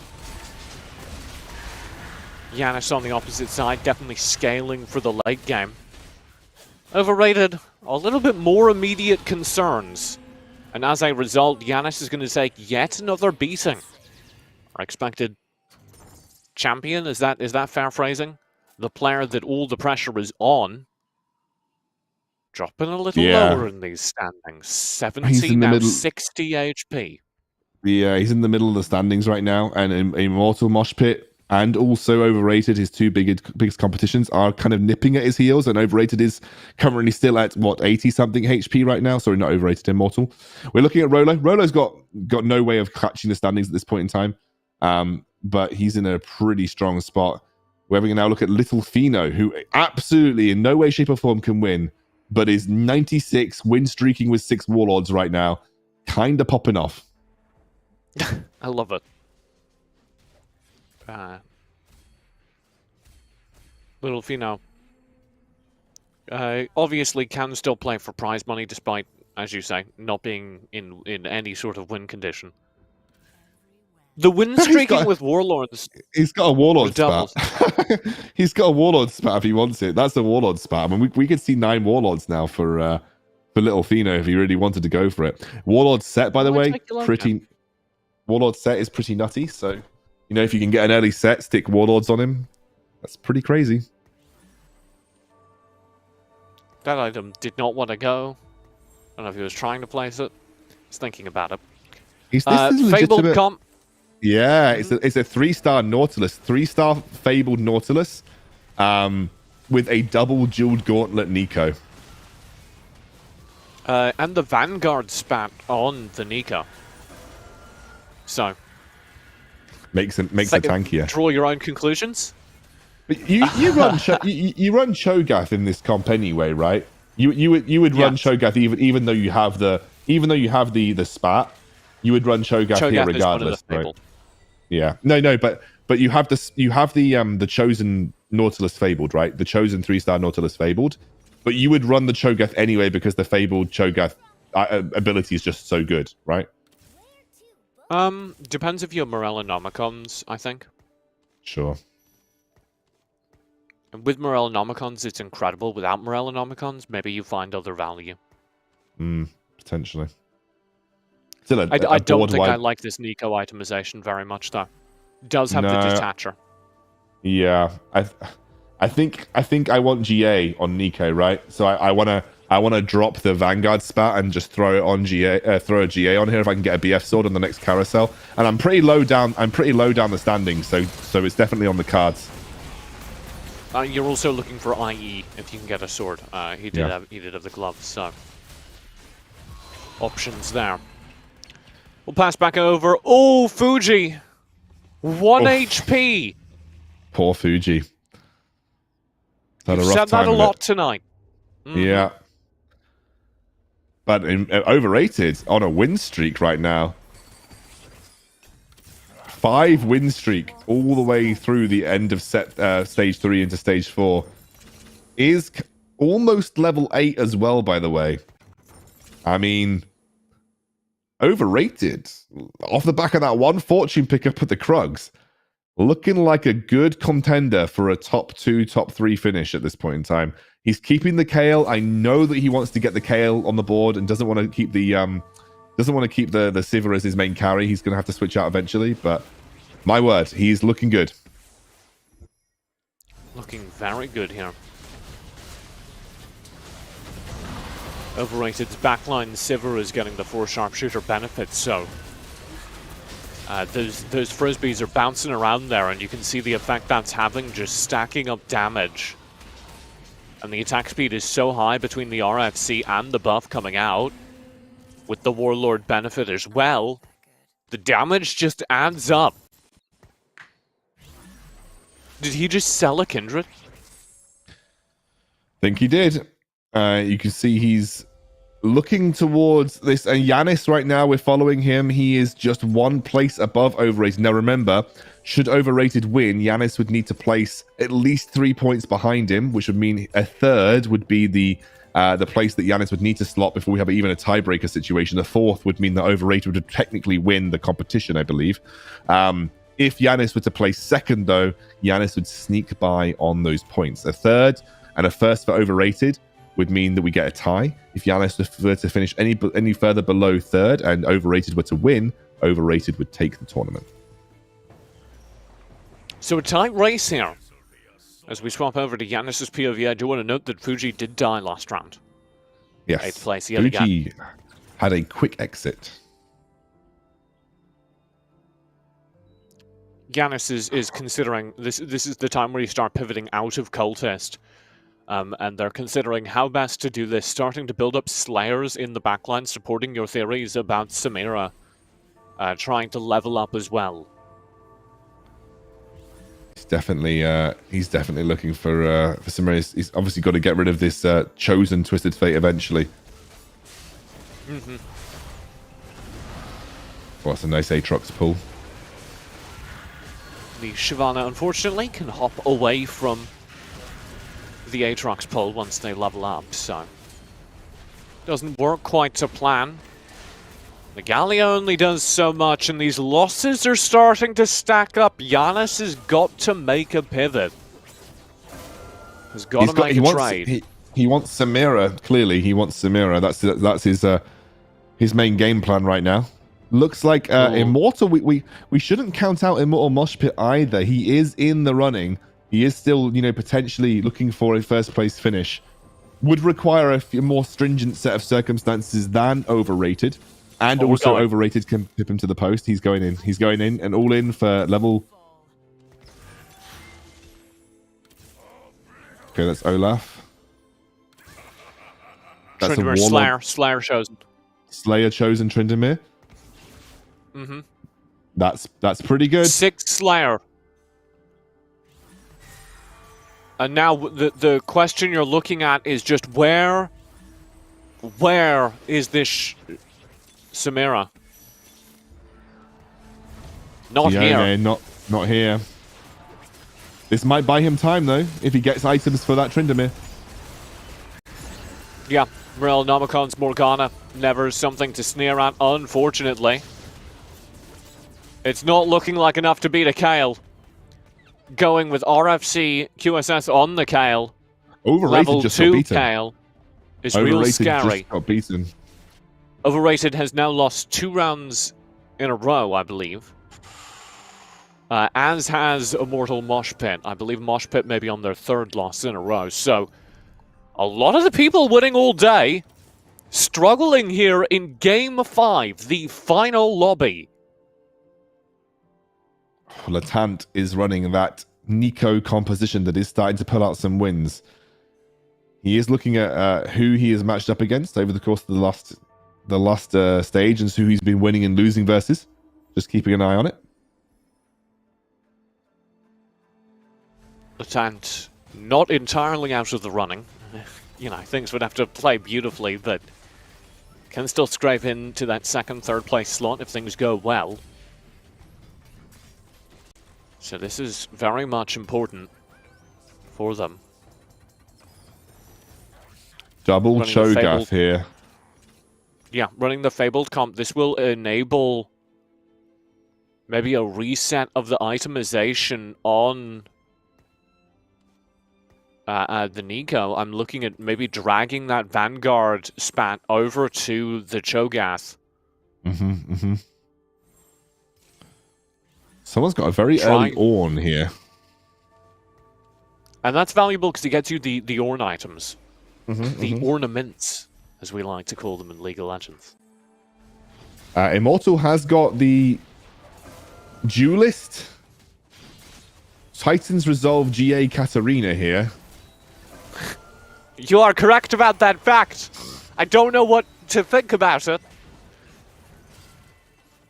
But it has not managed to ult successfully. It has been CC the entire time.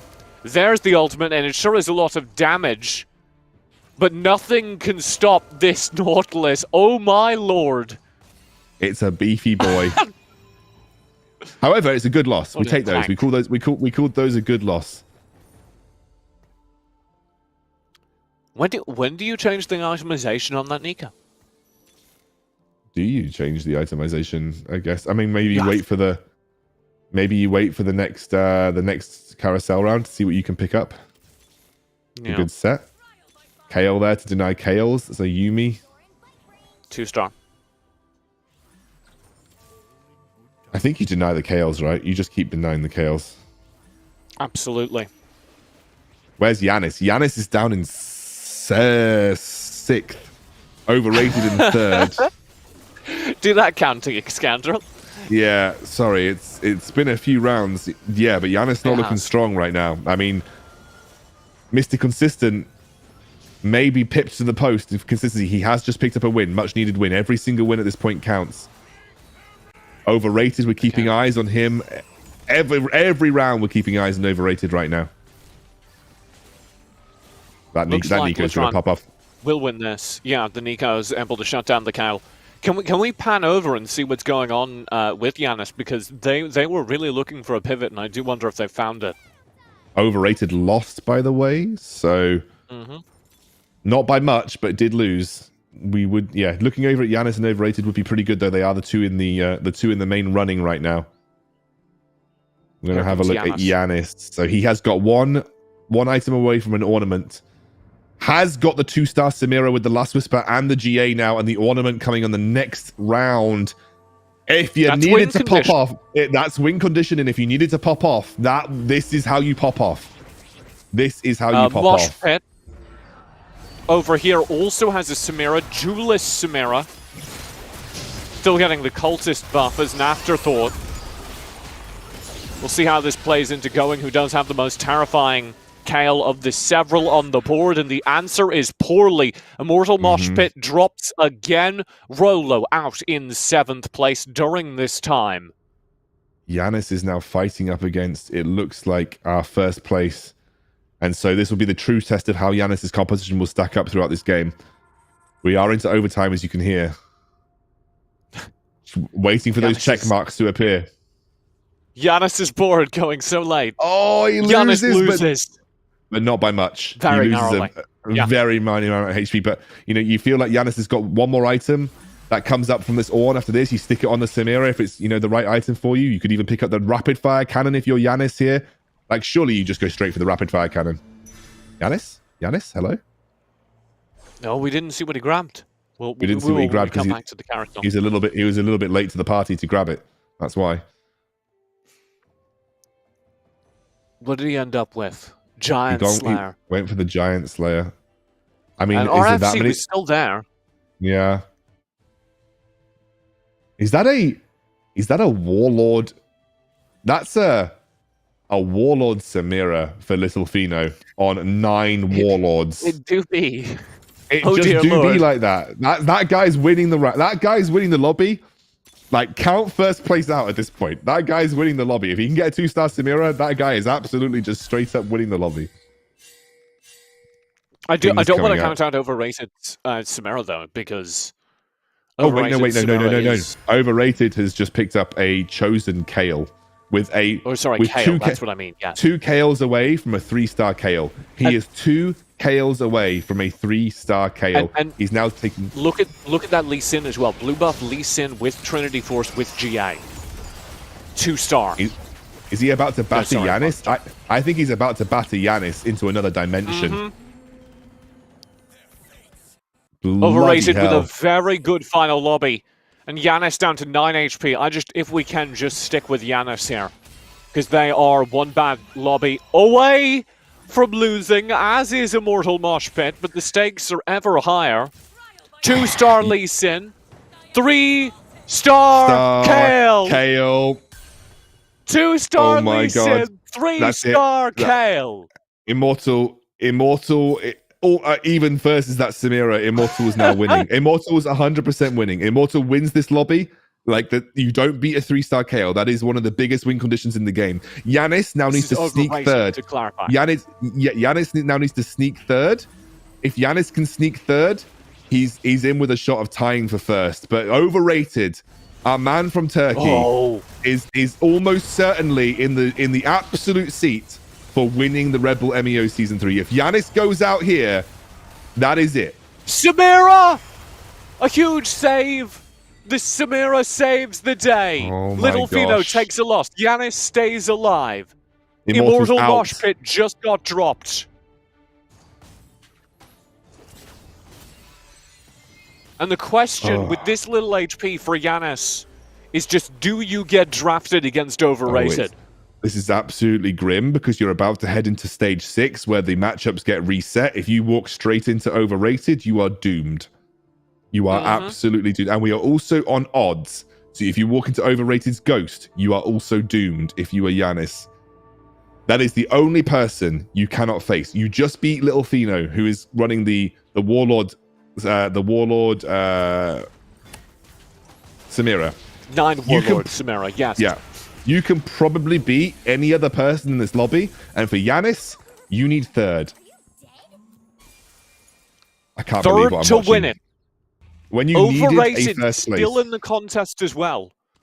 Well, the Overrated is winning this tournament if Yanis does not get third. Because Overrated has 3-star KO.